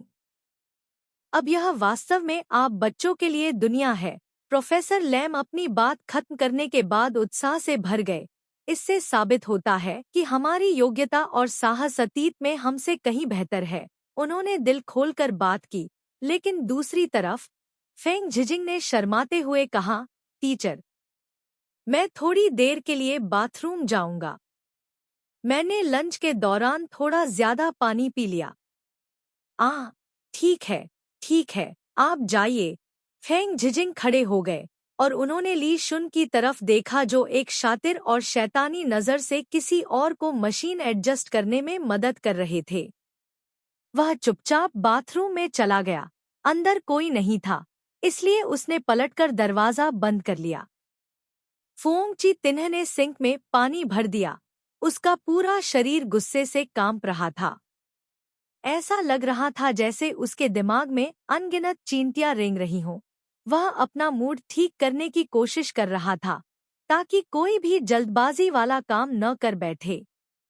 इस संसार में अपने प्राणघातक शत्रु को गौरवपूर्ण जीवन जीते हुए देखने से अधिक पीड़ादायक कुछ भी नहीं है। वह दर्द से पागल होने वाला था। तुम बेवकूफ प्रोफेसर! उसने अपनी आंखें सिकोड़ ली और गुस्से से डांटते हुए कहा, तुम्हारे पास लोगों को आंकने के लिए आंखें नहीं हैं। कोई आश्चर्य नहीं कि तुम इस उम्र में भी इतने नीच पद पर हो। ली जुन की मजाकिया मुस्कान उसके दिमाग में उभरी और उसका दिल सिकुड़ गया, जिससे सांस लेना भी मुश्किल हो गया। उसने अचानक ताज़ी हवा लेने के लिए खिड़की खोली, तभी उसकी नज़र नीचे खड़े एक कांपते हुए व्यक्ति पर पड़ी। लाई लैम 10 मिनट से अधिक समय तक दुकान में बैठी रही, फिर बाहर चली गई। कारण यह था कि स्टाफ ने देखा कि उसने अभी तक भोजन का ऑर्डर नहीं दिया है, इसलिए वे पूछने आए। लाई लैम इतनी डर गई कि वह भूल गई कि लाई तुआन ने उसे पैसे दिए थे। उसे हल्का बुखार था जो लंबे समय तक रहा। उसने कई दिनों से कुछ नहीं खाया था। उसका शरीर हल्का महसूस हो रहा था और जब वह खड़ी हुई तो उसे चक्कर आ रहा था। ली लैन ने ली जुन को कॉल करने के लिए याद करने से पहले स्कूल के गेट पर लंबे समय तक इंतजार किया। वह अपना फोन निकालते समय कांप रही थी, लेकिन फोन बहुत पुराना था और इस ठंड के मौसम में बैटरी जल्दी खत्म हो गई। संयोग से वह एक दयालु स्वयंसेवक से मिली जिसने उसे हॉल में ले जाया। लाई लैम की हिम्मत नहीं हुई कि वह अंदर जाए। वह बस दरवाजे पर खड़ी होकर इंतजार कर रही थी। उसने ज्यादा कपड़े नहीं पहने थे। 10 मिनट से ज्यादा बाहर खड़े रहने से वह ठंडी हवा से सुन्न हो गई थी। उसकी चेतना अस्त व्यस्त थी। उसे यह महसूस नहीं हो रहा था कि आसपास का वातावरण गर्म है या ठंडा। वह सहज रूप से इमारत में घुस गई ताकि दालान में एक पल के लिए आराम करने के लिए एक आश्रय स्थान ढूंढ सके। तभी अंदर से कोई बाहर आया। वह उसके सामने आया, बिना किसी शिष्टाचार के उसे डांटते हुए, तुम्हें यहाँ किसने आने दिया? तुम किसे ढूंढ रही हो? इस व्यक्ति की आवाज बहुत ठंडी थी। शहरवासियों की दूरी की विशेष भावना को लेकर ली लैन घबरा गई। दूसरा पक्ष अधीर था। मैं पूछ रहा हूँ कि तुम किसे ढूंढ रही हो? ली लैन की आवाज नरम थी। छोटा भाई। मैं अपने छोटे भाई को ढूंढ रही हूँ। तो यह मेरा छोटा भाई है। व्यक्ति ने चारों ओर देखा। छुट्टी के दौरान स्कूल का मैदान बहुत शांत था। सड़क पर एक भी व्यक्ति नहीं था। उसने कठोरता से कहा, हॉल के अंदर सजावट हो रही है। तुम यूं ही अंदर नहीं जा सकती। क्या तुम एक प्रतियोगी हो? मुझे अपना प्रतियोगी कार्ड दिखाओ। एक प्रतियोगी? नहीं, नहीं, मैं नहीं हूँ। ली लैन उसके सवाल से और भी डर गई। मैं बस किसी को खोजने आई हूँ। मैं प्रतियोगिता में भाग नहीं ले रही हूँ। मैं प्रतिस्पर्धा नहीं कर रही हूँ। फेंग ज़ीजिंग ने अपने सामने खड़ी लड़की को उदासीनता से देखा। देहाती, नीच, पिछड़ी, एक ऐसी लड़की जिसे सभी पुरुष देखने की जहमत भी नहीं उठाते, फिर भी वह लितुआन की बड़ी बहन है। बस यही सोचते हुए उसकी बेचैनी तुरंत कम हो गई। फेंग झिजिंग देख सकता था कि ली लैन गंभीर रूप से बीमार थी। उसका दिमाग धुंधला था। वह धीरे से पास गया, धीरे से कहा, क्या तुम मुझे पहचानती हो? ली लैन ने अनजाने में अपना सिर हिला दिया। वह इतनी बुखार में थी कि वह किसी को भी स्पष्ट रूप से नहीं देख पा रही थी। सोचना और याद करना तो दूर की बात है। फेंग झिजिंग ने भी इसे महसूस किया, और भी अधिक स्पष्ट रूप से धमकाते हुए, तुम अंदर नहीं जा सकती। अंदर सभी प्रतियोगी हैं। अगर तुम बेतरतीब ढंग से अंदर चली गई, तो यह प्रतियोगिता को बाधित कर सकता है, और इसका तुम्हारे छोटे भाई पर बुरा प्रभाव पड़ेगा। ली लैन के होंठ पीले पड़ गए थे, असहाय रूप से कांप रहे थे। फेंग झिजिंग चाहता था कि वह और भी दुखी हो। उसने पीछे की इमारत के सुनसान कोने को देखा। तुम सुनसान कोने में जाओ और प्रतीक्षा करो। किसी को मत देखो। सभी को बाधित करने से बचें। ली लैन ने कोई प्रतिक्रिया नहीं दी। फेंग झिजिंग ने गुस्से में डांटा, क्या तुमने सुना? जल्दी करो। ली लैन को केवल इतना ही समझ में आया कि कोई उसका पीछा कर रहा था। जैसे ही वह यंत्रवत घूमी, उसका पूरा शरीर कांप उठा। फेंग ज़ीजिंग का कोट अंदर रखा हुआ था। थोड़ी देर बात करने के बाद उसे ठंड लगने लगी। उसने अब उस पर ध्यान देने की जहमत नहीं उठाई और अंदर जाने के लिए मुड़ गया। आकाश और पृथ्वी उदास थे। सूरज की रोशनी का कोई निशान नहीं था। हवा ने घास के मैदानों को टुकड़े टुकड़े कर दिया और दुनिया अंधेरी हो गई। चू वैन कुछ दिनों तक घर पर रहा। उसका सिर इतना दर्द कर रहा था मानो फट जाएगा। जितना अधिक वह इंतजार करता, उतना ही अधिक दुखी होता गया। यह अब और नहीं चल सकता। देर सबेर कुछ न कुछ तो करना ही होगा। वह थकने से नहीं डरती थी और अपनी माँ के साथ साथ चलती हुई उन्हें बताती थी कि उन्हें क्या करना है, उनके लक्ष्य और आदर्श क्या हैं। वह अपनी माँ को यह बताना चाहती थी कि वे निश्चित रूप से उन लोगों में से नहीं हैं जो बिना किसी योजना के अचानक कोई कंपनी खोल लें। दुर्भाग्यवश उसकी माँ जिद्दी थी। चाहे वह कुछ भी कहे, वह मानती नहीं थी। इसके अलावा वह हर कोण से खंडन करने के लिए ढेरों कारण भी ढूंढ सकती थी। अंत में झोउ यून को गुस्सा आ गया। मुझे परवाह नहीं है कि तुम इसे स्वीकार करो या नहीं। वैसे भी मैंने अपना मन बना लिया है और मैं अपना मन बिल्कुल नहीं बदलूंगी। उसकी माँ ने व्यंग्य किया, जब तुम छोटी हो तो हमेशा बिल्कुल और निश्चित रूप से जैसे शब्द मत बोलो। बाद में तुम्हें पता चलेगा कि तुम कितनी भोली और बचकानी हो। झो यून ने ली शुन को अपने माता पिता के रवैये के बारे में कभी नहीं बताया और नहीं चाहती थी कि वह इन मामलों को सुलझाने में हस्तक्षेप करे। अब जब कंपनी पटरी पर आ गई है तो वह उसकी गर्लफ्रेंड होने के अलावा उसकी सहायक भी है। वह खुद से कहती रही कि उसे उसकी मदद करनी है और उसके लिए और परेशानी खड़ी नहीं करनी है। जब वह अभी भी समाधान खोजने के लिए संघर्ष कर रही थी, एक शाम उसकी माँ ने अचानक अपना रवैया बदल दिया और उनकी कंपनी में दिलचस्पी लेने लगी। अगले कुछ वर्षों में हमारी कंपनी के विकास की योजना और दिशा को संशोधित करें। एक योजना लिखें। मुझे कल बाहर जाना है। जब मैं वापस आऊंगी तो मैं विवरण देखना चाहती हूँ। झो यून वास्तव में अपने कानों पर विश्वास नहीं कर पा रही थी, जैसे कि उसने एक निराशाजनक स्थिति में आशा देखी हो। उसने तुरंत दरवाजा बंद कर दिया और सब कुछ बिना बड़ा या छोटा बताए संक्षेप में लिखना शुरू कर दिया। उसने न केवल कंपनी के विकास को शामिल किया, बल्कि उसने उन परियोजनाओं को भी शामिल किया जो उसने पहले की थी। जहां तक उसकी मां का सवाल है, उसने अगले दिन तक बिल्कुल भी इंतजार नहीं किया। उसने बस झो गुआंगे को कुछ बताया और फिर उसी रात घर से निकल गई। चू वैन योजना पर इतना केंद्रित थी कि उसने इसे पूरी तरह से अनदेखा कर दिया। कुछ दिनों बाद उसकी मां वापस लौट आई। जैसे ही वह दरवाजे में दाखिल हुई, चू वैन ने उसे वह योजना सौंप दी जिसे उसने अनगिनत बार संशोधित किया था। अप्रत्याशित रूप से उसने उसे ले लिया, उसे देखने की भी जहमत नहीं उठाई और एक तरफ फेंक दिया। वह सोफे पर बैठी, पहले अपने लिए एक कप गरम चाय बनाई, फिर कप उठाया और अपनी बेटी की तरफ देखा। उसने एक पल के लिए उसे ध्यान से देखा और फिर हल्के से मुस्कुराई और बोली, चू वैन, तुम फिर से गलत हो गई हो। खंड 1 अध्याय 59। झोयू को लगा जैसे वह बहुत लंबे सपने में था, और जैसे ही वह वापस लौटा, सपना उलट गया था।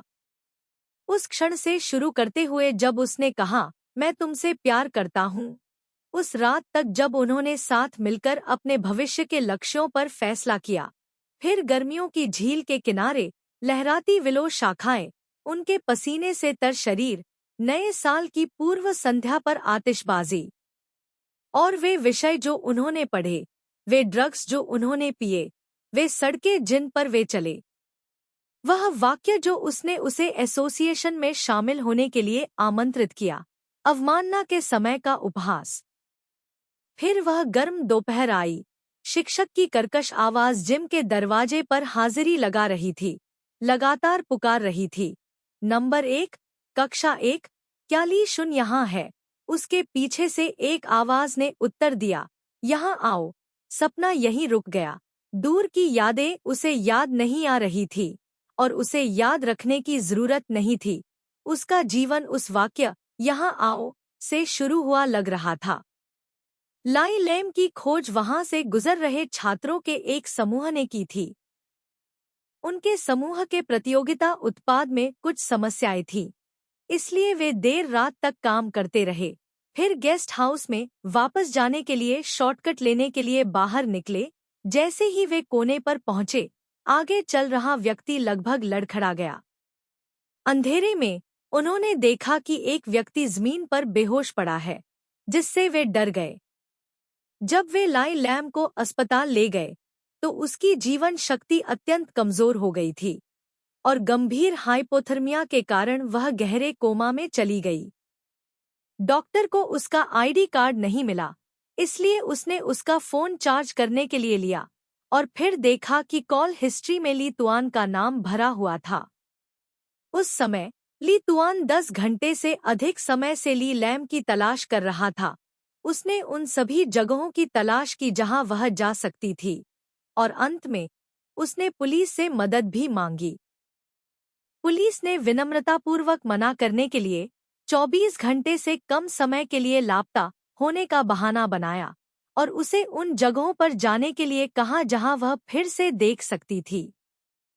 ली जुन की भावनाएं लगभग चरम पर थी, और जब उसे फोन आया तो वह तुरंत अस्पताल पहुंच गया। ली लैम की मरणासन्न स्थिति को देखकर वह पूरी तरह पागल हो गया। उसने एक छात्र को खींचा और पूछा कि ली लैम वहां बेहोश क्यों हो गई। उसकी अभिव्यक्ति इतनी भयानक थी कि वह किसी को खा जाना चाहता था। दूसरा छात्र डर गया और फिर क्रोधित होकर उसे डांटने लगा, क्या तुम गलत हो? हम उसे अस्पताल ले गए। कल हमारी परीक्षा है और वह अभी भी यहाँ है। तुम्हारा यह रवैया क्या है? कौन जाने वह वहाँ क्यों है? उन्होंने आपातकालीन चिकित्सा अग्रिम राशि वापस ले ली और चले गए। लीक सुन ने डॉक्टर से ली लैन की स्थिति के बारे में पूछा। डॉक्टर ने निश्चित रूप से कुछ कहने की हिम्मत नहीं की, केवल अस्पष्ट रूप से अनुमान लगाया कि सामान्य रूप से यह उसके जीवन को प्रभावित नहीं करेगा, लेकिन क्योंकि रोगी बीमारी के गंभीर चरण में था, उसका शरीर बेहद कमजोर था, इसलिए इस बात से इनकार नहीं किया जा सकता था कि यह अधिक गंभीर स्थिति को जन्म दे सकता है। लीक सुन अस्पताल से बाहर निकला, जांच करने के लिए हॉल में उस स्थान पर गया जहां ली लैन बेहोश हुई थी। सुबह के 7 बज चुके थे, लेकिन सर्दियों की सुबह अभी भी उदास थी और पिछले कुछ दिनों से आसमान में बादल छाए हुए थे, जिससे आसपास का नजारा धुंधला हो गया था। प्रशासनिक भवन के बाईं और एक वेंडिंग मशीन थी, लेकिन वह वर्तमान में छुट्टी पर थी और बंद थी।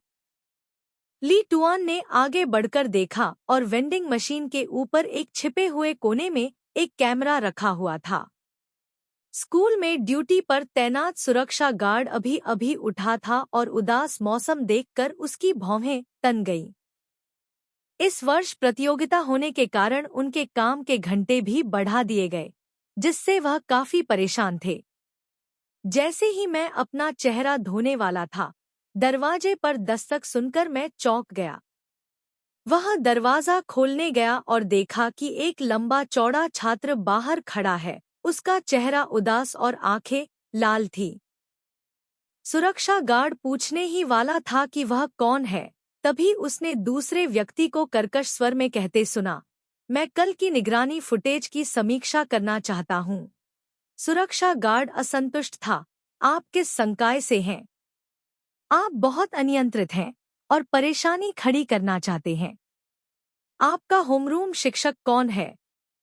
मैं आपके शिक्षक को बुलाता हूँ। इससे पहले कि वह बोलना समाप्त कर पाता, उसे अचानक पेट में तेज दर्द महसूस हुआ और वह जमीन पर घुटनों के बल बैठ गया। मैं कल की रिकॉर्डिंग देखना चाहता हूँ। उसने अपना पैर पीछे खींच लिया और फिर से वही बात कही। सुरक्षा गार्ड को इतना दर्द हो रहा था कि वह खड़ा भी नहीं हो पा रहा था, इसलिए वह सीधे कंप्यूटर के पास गया और थोड़ी देर बाद कल के कॉन्फ्रेंस हॉल से निगरानी फुटेज खोली। वीडियो में छवि बहुत धुंधली थी, मानो आप इसे कितना भी पोंछ लें, यह स्पष्ट नहीं होगा। सुरक्षा गार्ड गुस्से में था। उसे लगा कि जो कुछ हुआ था, उससे निपटने के लिए उसे कुछ करना चाहिए, लेकिन उसने कुछ नहीं किया, क्योंकि उसने संवेदनशीलता से महसूस किया कि यह चुप रहने वाला पुरुष छात्र थोड़ा पागल हो गया है। प्रतियोगिता हॉल में हो रही थी और ठीक उसी समय जब फेंग झिजिंग का समूह अपनी प्रस्तुति दे रहा था, प्रोफेसर लिन नीचे जजों के बीच बैठे थे। उसे फोंग ची तिन्ह के बारे में अच्छी जानकारी थी और वह अपने बगल में बैठे प्रोफेसर से उसकी तारीफ कर रहा था। जब ली तुआन हॉल में दाखिल हुआ तो किसी ने ध्यान नहीं दिया, केवल फोंग ची तिन्ह ने उसे तुरंत देखा और बोलना शुरू किया। तभी वह अचानक रुक गया। उसने धीरे धीरे आगे बढ़ते हुए ली तुआन को देखा, जो सहज ही थोड़ा पीछे हट गया। ली शुन द्वारा 2 साल पहले लाया गया उत्पीड़न का भयानक एहसास वापस आ गया। उस पल में फेंग झिजिंग प्रतियोगिता के बारे में भी भूल गया। उसने तुरंत सोचा कि क्या उसके बुरे कर्म उजागर हो गए हैं? क्या उस चाची ने उसके बारे में बताया? यह भी ठीक है, क्योंकि गवाही देने के लिए किसी तीसरे व्यक्ति के बिना उससे जिरह करने का कोई तरीका नहीं है, और भीड़ के सामने ली तुआन उसके साथ क्या कर सकता है? ऐसा सोचते हुए फोंग ची तिन्ह को राहत महसूस हुई और उसने अपने समूह को तैयार होने का संकेत दिया। कुछ देर के विराम में ली जुन पहले ही मंच पर आ चुका था। फेंग झिजिंग ने पलटकर देखा और उसका चेहरा काला पड़ गया। उसकी बाईं आंख तुरंत गीली हो गई, जैसे कुछ टूट गया हो, चिपचिपा तरल नीचे बह रहा हो। इसके बाद उसे बहुत तेज दर्द हुआ, इतना दर्दनाक कि उसका शरीर का निचला हिस्सा ढीला पड़ गया और उसकी जांघ गीली हो गई। फोंग ची तिन्ह को पता था कि कुछ हुआ है, लेकिन उसे नहीं पता था कि यह कितनी बड़ी बात है। वह जमीन पर गिर पड़ा, अभी भी होश में था। उसकी दृष्टि लाल थी, दुनिया धुंधली थी, खून और मस्तिष्क एक दूसरे में मिल गए थे। वह चीखना चाहता था, लेकिन इतना डरा हुआ था कि वह आवाज भी नहीं निकाल पा रहा था। उसका गला दबा हुआ था। उसे इस बात का डर सता रहा था कि कहीं कोई और उसकी जान न ले ले। उसके बाद उसे कुछ भी समझ नहीं आया। पूरा हॉल डर गया था। यह तब तक नहीं हुआ जब तक कि प्रोफेसर लैम जूरी सीट से खड़े नहीं हुए और अपने बगल में बैठे कर्मचारियों के समूह पर जोर से चिल्लाएं, आप अभी भी वहां क्यों खड़े हैं? जल्दी से उन्हें बाहर निकालो। झू यून को 3 दिन बाद इस बारे में पता चला। उसकी माँ सोफे पर बैठी चाय की चुस्की लेते हुए उसने उसे शांति से कहानी सुनाई। क्योंकि उसका स्वर बहुत कोमल था, झो यून ने खुद से कहा कि यह मामला इतना गंभीर नहीं था। यह सिर्फ एक झगड़ा था, बस सोचो, अगर नहीं तो छुट्टी ले लो, यह कोई बड़ी बात नहीं है। प्रतिबिंब, उसकी माँ ने सुना और धीरे से कहा, फेंग जी जिंग की बाईं आंख अंधी है। झो यून का पूरा शरीर ठंडा हो गया। उसकी माँ ने फिर कहा, वह बहुत क्रूर था, वह लोगों को मौत के घाट उतार देता था। झो यून अवाक थी, बस लगातार अपना सिर हिला रही थी, खुद को सांत्वना दे रही थी। कुछ नहीं होगा, कोई कारण होगा, वह ऐसे ही नहीं। उसकी माँ ने नाक सिकोड़ते हुए कहा, वह घटनास्थल पर पकड़ा गया था। मैंने सुना है कि उसकी बहन कल अस्पताल में मर गई। सख्त सक, यह वास्तव में एक के लिए एक है। झो यून के कान गूंजे। तुमने क्या कहा, माँ? मैंने कहा एक के लिए एक पल के लिए। झो यून को नहीं पता था कि यह एक सपना था या वास्तविकता। वह मुड़ी और ऊपर चली गई। उसकी माँ ने पीछे से आवाज लगाई, तुम कहाँ जा रहे हो? झो यून ने जवाब नहीं दिया। वह अपना फोन लेने के लिए अपने कमरे में वापस चली गई, लेकिन इसे हर जगह नहीं पाया जा सकता है। उसकी आंखें लाल हो गई थी, उसके हाथ लगातार कांपने लगे थे। वह जल्दी से नीचे भागी, अपनी माँ को देखा और बोली, मेरा सेल फोन कहाँ है? उसकी माँ एक कप चाय पकड़े हुए थी, फिर भी इत्मीनान से उसे देख रही थी। झो यून ने उसके इत्मीनान से भाव को देखा और चिल्लाया, तुमने मुझसे पूछा कि मेरा सेल फोन कहाँ है? उसने झो यून को उससे इस तरह से बात करते हुए कभी नहीं सुना था। In her panic, she splashed a few drops of hot tea on her hand. Her eyes became even more fierce. Zhu you dare to yell at me again? Zhu Yu walked over, and as soon as she cleared her throat, all her emotions exploded. She stared at her mother and said, you told me to prepare the company documents because you wanted to keep me, right? Her mother sneered, Zhu Yu, don't look at me with that look. It's not me who incited him to beat people up. This has nothing to do with you and me. This is his own crazy action. Zhu Yu walked out the door. Her mother asked, where are you going? She pulled down her coat and put it on. He's already been arrested. Where are you going to find him? Now that this matter is causing a stir in public opinion, Fang Zheijing's family is no pushover. Their son was blinded in one eye. Do you think they will let him go? Zhu Yu acted as if she didn't hear anything. There was only one thought in her heart. She had to go see Chacha. जैसे ही उसने दरवाजा खोला, झू गुआंगई बाहर से अंदर आया। बिना कुछ कहे उसने उसे घर के अंदर धकेल दिया और अपने पीछे दरवाजा बंद कर लिया। झू यूं, पिताजी, मुझे बाहर जाने दो। तुम कहीं नहीं जा सकती, झू गुआंगई ने सख्ती से कहा, इससे पहले कि यह खत्म हो जाए। तुम्हें पिताजी की आज्ञा का पालन करते हुए घर पर रहना होगा। झू यूं अभी भी बाहर जाना चाहती थी, इसलिए झू गुआंगई ने अपना हाथ उठाया और उसे थप्पड़ मारा। क्या तुम अभी भी डरती हो कि यह उपद्रव काफी नहीं है? यह पहली बार था जब झू गुआंगई ने झू यू को मारा था। उसके परिवार के सभी लोग बुद्धिजीवी थे, चाहे कितनी भी कठोर बातचीत क्यों न होती हो। उसके माता पिता ने कभी उसे नहीं मारा। उसकी माँ, जो बगल से देख रही थी, खुद को झो यून को खींचने से नहीं रोक पाई और झो गुआंगई से बोली, तुमने कहा, तुम शारीरिक रूप से क्यों झगड़ने लगी? झो गुआंगई की अभिव्यक्ति सख्त थी क्योंकि उसने झो यून को डांटा। तुम बड़े हो गए हो और तुम सही और गलत के बीच अंतर नहीं बता सकते। यह कोई छोटी बात नहीं है। किसी का बेटा पहले से ही एक आंख से अंधा है और उसका बाकी जीवन बर्बाद हो गया है। क्या तुम अभी भी उस कमीने का बचाव कर रहे हो? झो यून चिल्लाया। वह अंधा है या नहीं, इससे तुम्हारा कोई लेना देना नहीं है। झो गुआंगली ने उसे फिर से थप्पड़ मारा। इस बार उसकी मां ने उसे नहीं रोका और झो यून को दर्दनाक थप्पड़ मारा गया। उसकी त्वचा गोरी थी और बाहरी प्रभावों के प्रति बेहद संवेदनशील थी। इन 2 थप्पड़ों की वजह से उसका आधा चेहरा सूज गया और उसकी आंखों के नीचे रक्तवाहिकाएं दिखाई देने लगीं। लेकिन फिर भी उसने खुद को प्रतिरोध करने के लिए मजबूर किया और आंसू नहीं गिरने दिए। तो उसके भविष्य के बारे में क्या?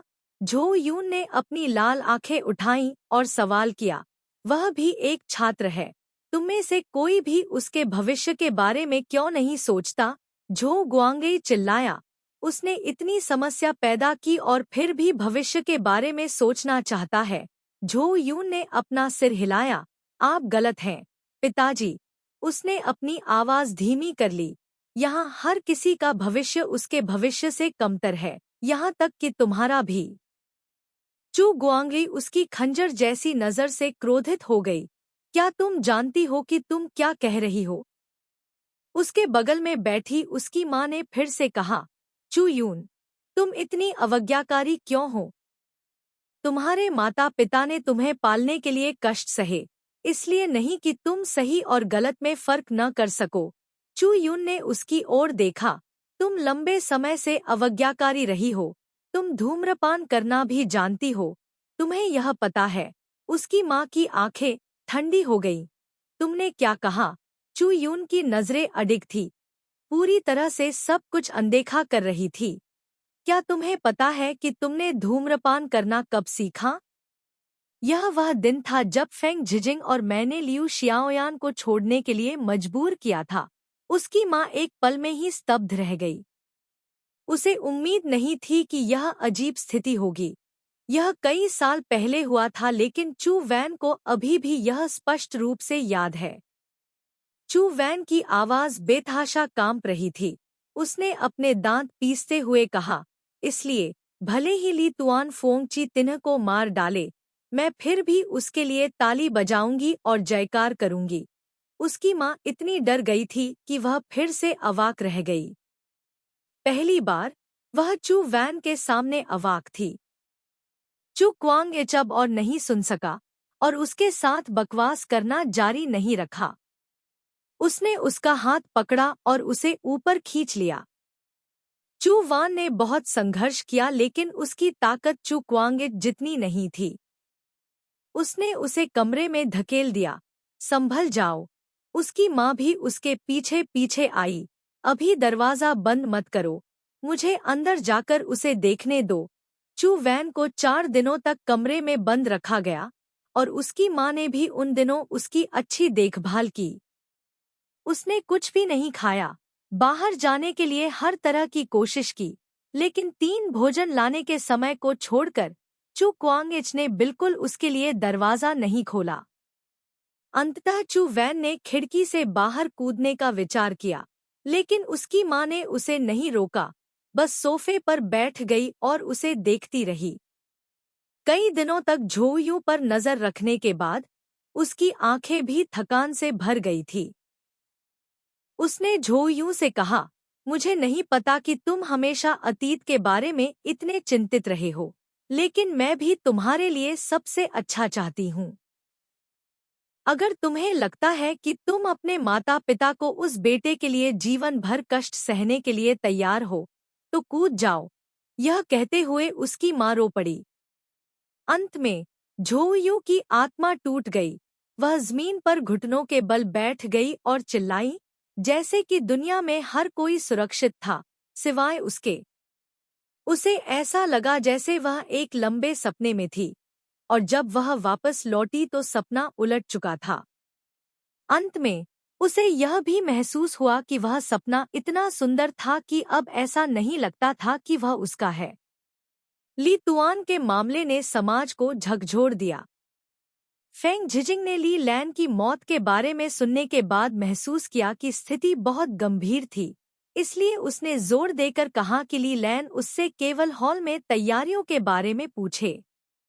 जब उसने उसे विनम्रतापूर्वक बताया, तो ली लैन को डर था कि इसका असर उसके छोटे भाई पर पड़ेगा, इसलिए वह अंदर नहीं गया।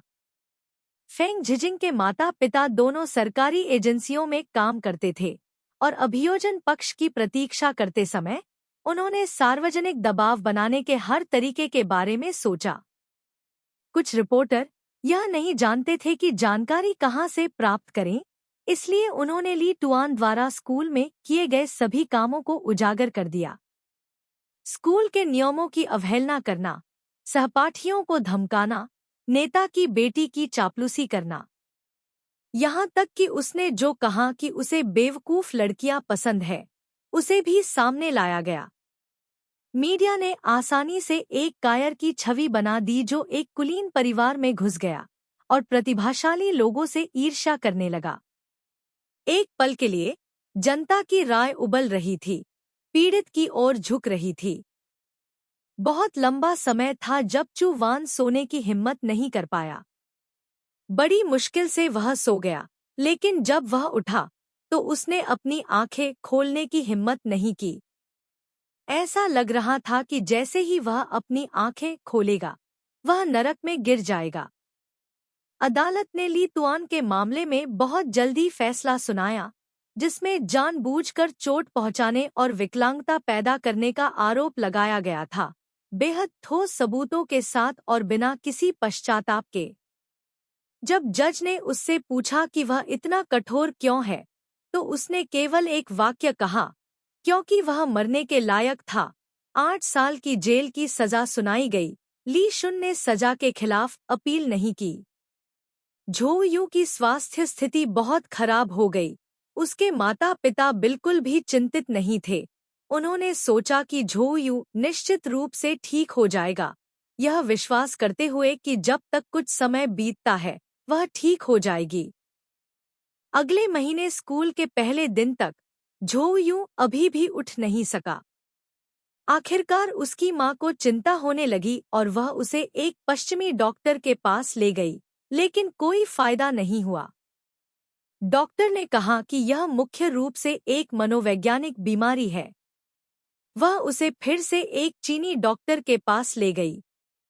उसकी नब्ज देखने के बाद डॉक्टर ने झो यू की भौहों के ठीक नीचे अपना हाथ रखा और उसकी मां से कहा, इस लड़की का रंग अब थोड़ा सुधर गया है। यह कहने के बाद उसने अपना हाथ आधा इंच ऊपर उठाया।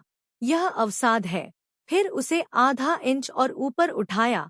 अगर बात यहीं तक पहुंच गई तो 10 में से 9 लोग आत्महत्या कर लेंगे। उसकी मां ने उसके अध्ययन कार्यक्रम को सुरक्षित करने की प्रक्रियाएं की, उसे बिना छोड़े देखती रहीं। 1 महीने में झो यून ने 5 किलो से ज्यादा वजन कम कर लिया। वह एक डरी हुई चिड़िया की तरह बिस्तर पर लेटी रहती थी। थोड़ी सी भी आवाज से उसे ठंडा पसीना आ जाता था। उसकी मां बिस्तर के पास बैठी अपनी बेटी को इस तरह देखती रही और धीरे से बोली, झो यून, जब भी कोई व्यक्ति गंभीर बीमारी से गुजरता है तो वह अपनी बुरी आदत छोड़ देता है। तुम्हें सबक सीखना चाहिए। झो यून ने अपना सिर नीचे किया। तुम? उसकी मां उसके करीब झुकी। क्या? झो यून ने नरम आवाज में कहा, मुझे पता है कि उसका स्वभाव अच्छा नहीं है। दूसरों को नाराज करना आसान है। वह बहुत धीरे से बोली। हर वाक्य में बहुत मेहनत लगी। उसने बहुत सारी गलतियां की हैं। दिखावा करना पसंद करता है और वह मतलबी भी है। झो यून ने तकिए से अपनी लाल आंखें उठाई। लेकिन क्या यह गलत है? उसने अपनी मां की ओर देखा, जैसे कि अपने माध्यम से सभी से पूछ रही हो, क्या तुम्हें लगता है कि उसने कुछ ऐसा गलत किया है जिसकी कीमत उसे अपनी पूरी जवानी देकर चुकानी पड़ेगी? उसकी मां ने उसे गौर से देखा। काफी देर बाद उसने जवाब दिया, तुम्हें उनसे पूछना चाहिए जो उससे नफरत करते हैं। चू वान इसे स्वीकार नहीं कर सका। मां ने कहा, सभी निर्णय वह खुद लेता है, यह उसकी अपनी पसंद है। माँ ने तुम्हें पहले ही बता दिया था कि मैं विद्यार्थियों को परखने में बहुत अच्छी हूँ। देर सवेर वे कोई बड़ी दुर्घटना कर देंगे। बचपन से लेकर वयस्क होने तक तुम हमेशा ऐसी ही रही हो, इस तरह के बुरे लोगों की ओर आसानी से आकर्षित हो जाती हो। अंत में तुम ही एकमात्र ऐसी हो जिसे चोट पहुंचती है। उसकी माँ खड़ी हो गई और जैसे ही वह दरवाजे से बाहर निकली, उसने उससे कहा, झूयूं, तुम्हें यह भी पता होना चाहिए, अगर तुम्हारे और उस बिगड़ैल के बीच का मामला उजागर हो गया तो यह तुम्हारे पिता की वर्तमान स्थिति को बहुत प्रभावित करेगा। केवल अपने बारे में मत सोचो। आपको छोटी छोटी बातों पर ध्यान देने की जरूरत नहीं है। जब आप युवा होते हैं तो हर किसी के पास अवास्तविक और आवेगपूर्ण विचार होते हैं। अतीत चला गया है, इतिहास ने पन्ना पलट दिया है, इसलिए आपको आगे बढ़ना होगा। इतिहास ने पन्ना पलट दिया है, आगे क्या होगा? इतिहास की किताबों में कौन रहेगा? उसके दिल की गांठ सुलझ नहीं पा रही थी। इस साल हमें उसे विदेश भेजना होगा, झू गुआंगी ने अपनी माँ से कहा। ऐसा नहीं होगा, हमें उसे दूसरे वातावरण में ले जाना होगा। झू यूं लंबे समय तक अनुपस्थित रहने की अवधि से गुजरी। इस बार उसकी माँ ने उसे पर्याप्त समय दिया। अब उसे आग्रह या राजी नहीं किया। चाहे उसने इसे स्वीकार किया हो या नहीं, परिणाम हमेशा एक ही होता था। झूयू की सेहत खराब होती जा रही थी, जो उसकी नींद से शुरू होकर धीरे धीरे उसके आंतरिक अंगों और त्वचा को प्रभावित कर रही थी। उसका शरीर खसरे के धब्बों से भरा हुआ था और कोई भी दवा कारगर नहीं थी। रेन डी और फू यी झुओ दोनों ने उसे फोन किया, लेकिन अगले दिन तक झूयू उनकी बातचीत की सामग्री भूल गई थी। कहा, इसके बाद के प्रभाव बहुत गंभीर थे। एक समय ऐसा भी आया जब झूयू को लगा कि वह अब और नहीं टिक सकती। अंत में उसे बचाना अभी भी एक सपना था। अपने सपने में वह लोहे की बाड़ के बाहर खड़ी थी और दूर से उसने एक व्यक्ति को अस्त व्यस्त रंगे सुनहरे बालों के साथ, दोनों हाथों को जेब में डाले, व्यायामशाला के बीच में खड़ा देखा और मंद मंद मुस्कुरा रहा था। थोड़ी देर बाद अचानक तूफान आया और फुटबॉल मैदान की घास जोर जोर से हिलने लगी। वह अभी भी वहीं खड़ा था। आसमान ऐसा लग रहा था जैसे दुनिया का अंत हो गया हो। वह आधी रात को जाग उठी और भोर हो गई। चारों ओर शांति और स्थिरता थी। इस स्वप्न ने उसे शाश्वत प्रेम, या यूं कहें कि शाश्वत स्वतंत्रता का अनुभव कराया। उसके बाद से उसे डर नहीं लगा। 4 महीने बाद चू वान के देश छोड़ने से पहले वह एक बार फिर स्कूल लौटी। स्कूल प्रांगण अभी भी शांतिपूर्ण था, सब कुछ सामान्य जैसा था। वह केवल काओ किएन हांग से मिली थी। काओ जियानहोंग ने कंपनी चलाना जारी रखा, लेकिन उन्होंने ली शुन द्वारा किए गए पिछले प्रोजेक्ट को बंद कर दिया, ई कॉमर्स पर स्विच कर दिया और यहाँ तक कि अपने पूर्व सलाहकार से निवेशकों के एक नए समूह को आकर्षित करने के लिए कहा। आप खुद को दोष नहीं दे सकते, काओ किएन होंग ने उससे कहा। चू वान ने कुछ नहीं कहा, मुड़कर चला गया। गाओ जियानहोंग ने अचानक उसका हाथ खींच लिया, उसकी आवाज भी उत्तेजित हो गई। झो यून, तुम मुझे दोष नहीं दे सकते, मैंने सब कुछ छोड़ दिया। मास्टर डिग्री, विदेश में पढ़ाई, स्कूल ने जो कुछ भी सुझाया, मैंने सब छोड़ दिया, सिर्फ इस कंपनी के लिए। लेकिन उसके बारे में क्या? उसने क्या किया? झो यून, 3 साल हो गए, क्या उसने कभी किसी और के बारे में सोचकर कोई फैसला किया है? झो यून ने उसकी ओर देखा, धीरे से कहा, ली शुन ने सिर्फ एसोसिएशन के सदस्यों के सामने कहा था कि उसे वह मूर्ख लड़की पसंद है। मीडिया को कैसे पता चला? गाओ जियानहोंग एक पल के लिए रुका और फिर शांति से बोला, क्या तुम्हें लगता है कि पिछले कुछ सालों में उसने जिन लोगों को नाराज किया है, वे कम हैं? झो यून ने सिर हिलाया, मुड़ा और चला गया। झो यून, गाओ जियानहोंग ने उसके पीछे से आवाज लगाई, तुम उम्मीद नहीं कर सकती कि हर कोई उसके साथ तुम्हारे जैसा व्यवहार करेगा। वह एक कदम भी नहीं रुकी। जैसा कि कहावत है, सब कुछ वैसा ही होता है जैसा वह शुरू में होता है, और जितना आगे बढ़ता है उतना ही वह अपनी कक्षा से भटक जाता है। एक पल में विमान ने गति पकड़ी और सीधा हवा में उड़ गया। मिस, क्या आपको टिश्यू की जरूरत है? फ्लाइट अटेंडेंट ने चू वैन को आंसू बहाते हुए देखा और धीरे से पूछा। चू वैन ने अपना सिर हिलाया, चुपचाप खिड़की के बाहर आसमान और बादलों को देखा। उसकी यादों में दर्द और खुशी अनगिनत थे। कुछ यादें ऐसी होती हैं जिन्हें इतनी बार याद किया जाता है कि वे अब वास्तविक नहीं रह जाती। वे बुलबुले की तरह होती हैं जो हवा के साथ आसानी से फूट जाती हैं। सौभाग्य से एक चीज थी जो बहुत ठोस थी, जो कि आखिरी बार जब वे साथ थे तो उसका आई लव यू था। भले ही वह हजारों चुनौतियों से गुजरी थी, फिर भी यह उसके दिल में दर्द था, उसके दिल में गहराई से उकेरा हुआ था, सब कुछ साबित करने के लिए पर्याप्त था, उसे दृढ़ रहने और आगे बढ़ने के लिए प्रोत्साहित करता था। पुस्तक 1 का अंत। खंड 2 अध्याय 1। खंड 2। ट्रुओंग मिन्ह डांगफली बार उनकी मुलाकात वेनिस में हुई थी। कम से कम डिएन तु ट्रुक ने तो यही सोचा था। उस वर्ष उन्हें कासेल सांस्कृतिक प्रदर्शनी और सेंट पॉल संग्रहालय के साथ वेनिस में चित्रकला प्रदर्शनी में भाग लेने के लिए आमंत्रित किया गया था। पॉल कार्निवल कला कार्यक्रम की दुनिया की 3 सबसे बड़ी द्विवार्षिक कला प्रदर्शनी बन गई। प्रदर्शनी में कई लाख आगंतुक आए, जिनमें ज्यादातर पर्यटक थे। सबसे व्यस्त समय के दौरान कई महत्वपूर्ण पर्यटक आकर्षण इस हद तक भरे हुए थे कि पानी बह नहीं सकता था। आगंतुकों में कई छात्र थे, जिनमें कला विश्वविद्यालय के छात्र बहुमत में थे, और कुछ ऐसे लोग भी थे जिनके पास आने और देखने के लिए खाली समय था। उदाहरण के लिए झो यून। वह यह अनुमान लगा सकता था क्योंकि वह उसे लंबे समय से देख रहा था। उस समय वह और 2 प्रदर्शनी प्रबंधक एक कैफे में बातचीत कर रहे थे। उन्हें चित्रों की बिक्री के लिए कमीशन के विषय में कोई दिलचस्पी नहीं थी। वह बस कॉफी पीते हुए बैठे रहे और चर्चा से दूर हो गए। अचानक बाहर से गुजर रहे कुछ पर्यटकों ने उसका ध्यान खींचा। वे लड़कियां स्पष्ट रूप से छात्राएं थीं।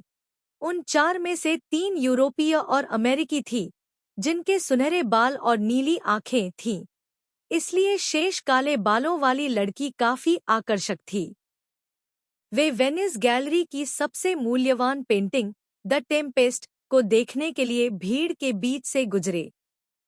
यह पेंटिंग शायद ही कभी प्रदर्शित की जाती थी, इसलिए हर कोई इसे देखना चाहता था। लड़कियां बिल्कुल भी अंदर नहीं घुस सकती थी। वह चुपके से चली गई, लेकिन पाया कि वह अभी भी इसे नहीं देख पा रही थी, इसलिए उसने जल्दी से हार मान ली। वह अपने लैपटॉप पर काम करने लगी और जल्दी ही उसमें खो गई, इतनी केंद्रित कि उसे पता ही नहीं चला कि उसके दोस्त भीड़ में गायब हो गए। उसे कला में कोई दिलचस्पी नहीं थी। यह उनकी पहली मुलाकात का समापन था। लेकिन दोपहर में जब वह उससे दोबारा मिले तो वह उनकी पेंटिंग के सामने खड़ी थी, मानो किसी दूसरे व्यक्ति में तब्दील हो गई हो। उन्होंने इस प्रदर्शनी के लिए 5 चित्रों की एक श्रृंखला बनाई थी। मानवीय इंद्रियों को दर्शाने के लिए रंगों का उपयोग करने का प्रयास करते हुए आगंतुकों को उनके रचनात्मक इरादे को समझने के लिए प्रत्येक पेंटिंग को एक-एक करके देखने की आवश्यकता होती है। लेकिन वह केवल अंतिम चित्र के सामने खड़ी रही और चित्र की ओर न देखकर केवल निचले दाएं कोने में हस्ताक्षर को ही देखती रही। अगर उसने इसे सिर्फ कुछ बार देखा होता तो भी ठीक रहता, लेकिन उसने इसे 20 मिनट तक देखा था, इतना लंबा कि वह उसके पास जाकर सीधे उसे बताना चाहता था कि इस पेंटिंग की सराहना कैसे की जाए। दुर्भाग्य से उसे किसी और ने बुला लिया था। तीसरी मुलाकात प्रदर्शनी समाप्त होने के बाद हुई। वह पूरे दिन थका हुआ था। उसने सभी रात्रि भोज के निमंत्रणों को अस्वीकार कर दिया था। उसका मन खाली था और वह धीरे धीरे सड़क पर चल रहा था। कुछ दूर चलने के बाद उसे धीरे धीरे एहसास हुआ कि कोई अभी भी उसका पीछा कर रहा है।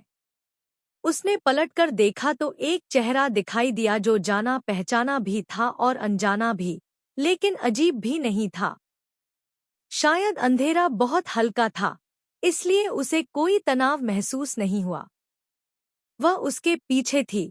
रात की रोशनी उसके चेहरे पर चमक रही थी, जिससे उसकी त्वचा चमकदार हो रही थी। उसकी आंखें चमक रही थी। क्या बात है! उसने अपनी मूल भाषा में स्वाभाविक रूप से बात की। उसमें अपनापन महसूस किया। उसने झिझकते हुए कहा, माफ करना, क्या आप तियान तू झू हैं? उसके मुंह से अपना नाम सुनकर उसे बहुत जादुई महसूस हुआ। क्या तुम मुझे जानते हो? सच में तुम? उफ! मुझे जानते हो? नहीं।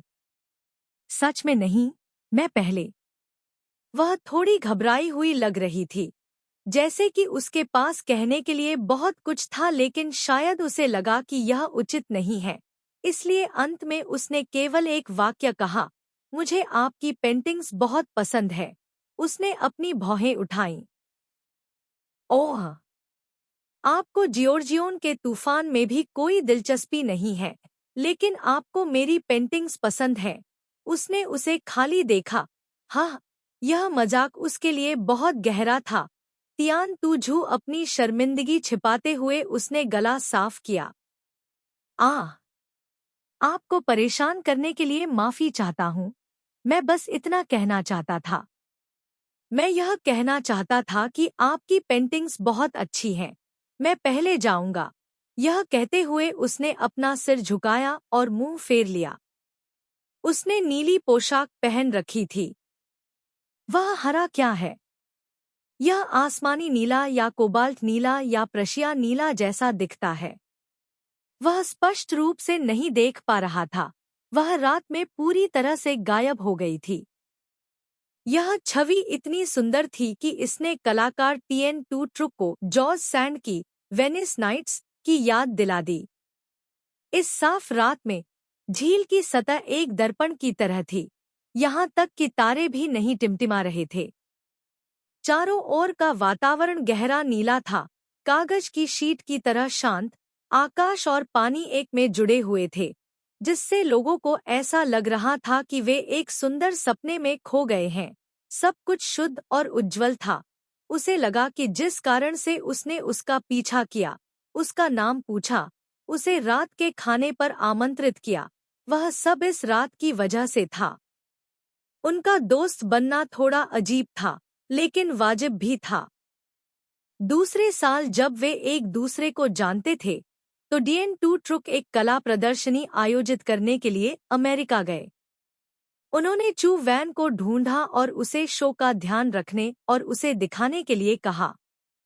लेकिन 2 दिनों की सैर के दौरान झो यून माउंट रशमोर की तलहटी में कंप्यूटर पर प्रोग्रामिंग लिखने में व्यस्त था, जिससे तियान शियुझू बेहद असंतुष्ट था।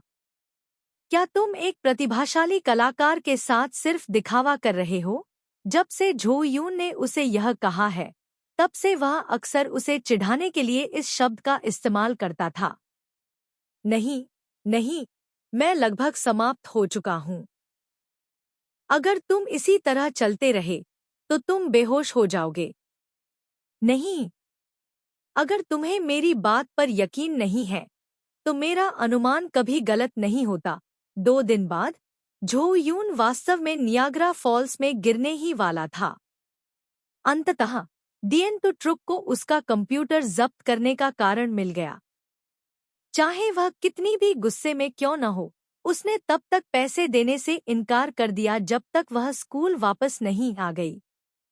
बाद में कला प्रदर्शनी गलियारे के लिए एक अनुबंध पर हस्ताक्षर करने के कारण डीएन टू ट्रुक को लंबे समय तक अमेरिका में रहना पड़ा।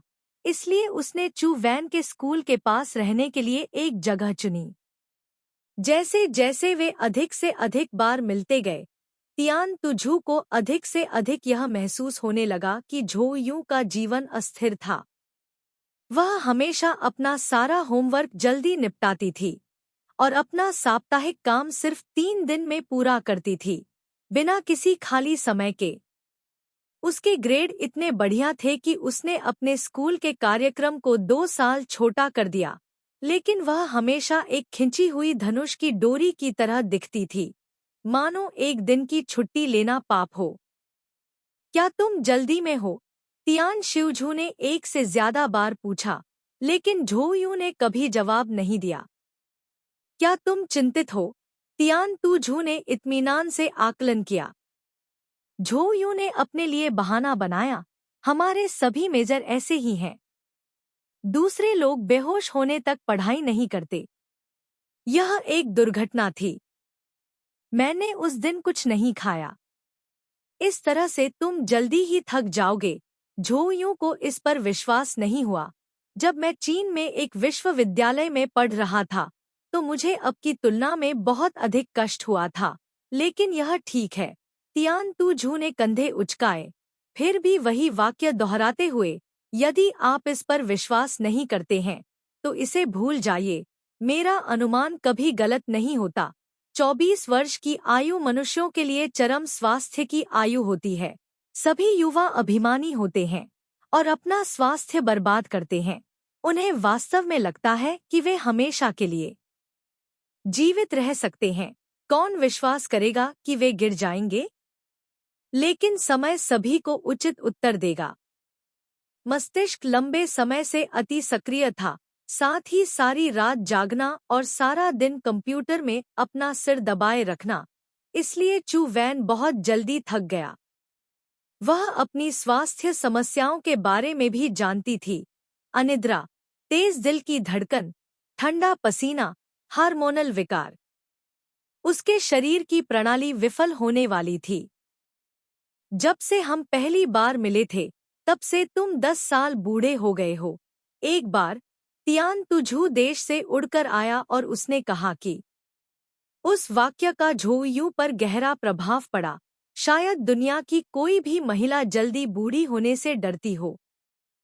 तियान तुझू ने उसे यात्रा करने के लिए आमंत्रित करने का अवसर लिया।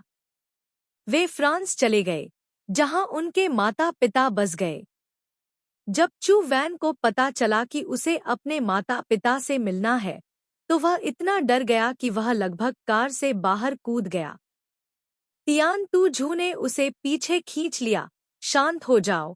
अगर तुम भाग जाओगी तो तुम मुझे बहुत चोट पहुंचाओगी। तुम्हें मेरे घर क्यों आना है? झो यून ने पूछा। तियान तुझू ने स्वाभाविक रूप से कहा, खाने और रहने के खर्च को बचाने के लिए। क्या तुम्हारे पास थोड़े से पैसे कम हैं? तियान तुझू ने बस मुस्कुराया और कुछ नहीं कहा। तियान तुझू परिवार में दूसरे नंबर पर था। उसके एक बड़े भाई और एक छोटी बहन थी। बड़ा भाई डिजाइनर था, छोटी बहन फोटोग्राफर थी। पूरा परिवार एक मजबूत कलात्मक स्वभाव का था। जब झो यू पहुंची, तो सभी वहां थे। उन्होंने उसका गर्मजोशी से स्वागत किया, लेकिन वे बहुत ज्यादा गर्म थे, जिससे वह बेहद घबरा गई। इतना ही नहीं, शायद कुछ महसूस करते हुए पूरे परिवार ने उसके पीछे तियान जियुजू को देखा। अंत में न केवल चू वान, बल्कि खुद डिएन तुट्रुक भी बेचैन हो गया। यह बहुत अप्रत्याशित है। उसका सिर पसीने से लथपथ था।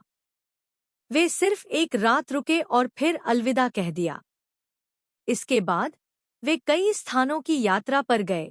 अल्सेस की परीक्षा जैसी सुंदरता का आनंद लेने के लिए कोलमार गांव गए। फिर शांतिपूर्ण और मनोरम अंगूर के बागों की प्रशंसा करने के लिए 15 किलोमीटर दूर रिक्वे विहर गए। इसके बाद ऊंचे पहाड़ों पर लाल मिट्टी का शहर आया और आल्प्स के नीचे सबसे खूबसूरत बालकनी। अंत में वे पेरिस के उपनगरीय इलाके में गिवर्नी के प्रसिद्ध शहर में पहुंचे।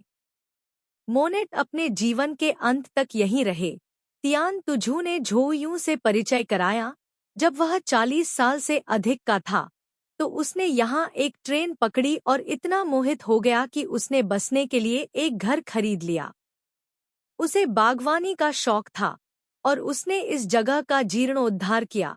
फूलों का बगीचा लगभग 1 हेक्टेयर के क्षेत्र में फैला हुआ था, जिसमें सभी प्रकार के फूल, घास और पेड़ थे। नीली झील के पार एक झील और कई छोटे पुल भी थे। पुल के बगल में रोते हुए विलो और फूलों की झाड़ियों की कतारें थी। पुल पर खड़े होकर नीचे देखा तो तालाब का पानी नीला था। हर जगह नार्सिसस के फूल थे। यहाँ तक कि झो यून जैसे कला में रुचि न रखने वाले व्यक्ति ने भी मोनेट की प्रसिद्ध नार्सिसस श्रृंखला के बारे में सुना था। तियान शिवझू ने उसे एक जगह खींच लिया। वह उसके पीछे खड़ा हो गया। मैं तुम्हें एक रहस्य बताऊं? कोई जरूरत नहीं, बस मुझे थोड़ा चेहरा दिखाओ। झो यून मुस्कुराई। तियान शिवझू ने नीचे जमीन की ओर इशारा किया और कहा, नार्सिसस चित्रों की श्रृंखला में एक यहाँ चित्रित किया गया था। आप कैसे जानते हैं? ऐसा इसलिए क्योंकि मैं जानता हूँ। आप मुझ पर विश्वास नहीं करते? ठीक है, सच बताऊं तो मैंने अपनी आंखों से बिल्कुल वही दृश्य देखा है। तियान तुझू ने रहस्यमय ढंग से कहा, हालांकि दृश्य पहले से अलग है, लेकिन रोशनी अभी भी वही है। मैं पहले भी इसी स्थिति में खड़ा था और झील को निहार रहा था। फिर अचानक यहाँ का दृश्य पेंटिंग में मौजूद दृश्य से ओवरलैप हो गया। उसने झो यून की ओर देखा। उसकी आंखें चमक रही थी। क्या तुम इस पर विश्वास करोगी? पलक झपकते ही सभी रंग एक दूसरे पर छा गए, बिल्कुल उस पेंटिंग की तरह। झो यून को कला के बारे में कुछ भी समझ नहीं आया। क्या यह इतना जादुई है? क्या मैं बहुत देर तक अचंभे में रहा और मुझे भ्रम हो गया?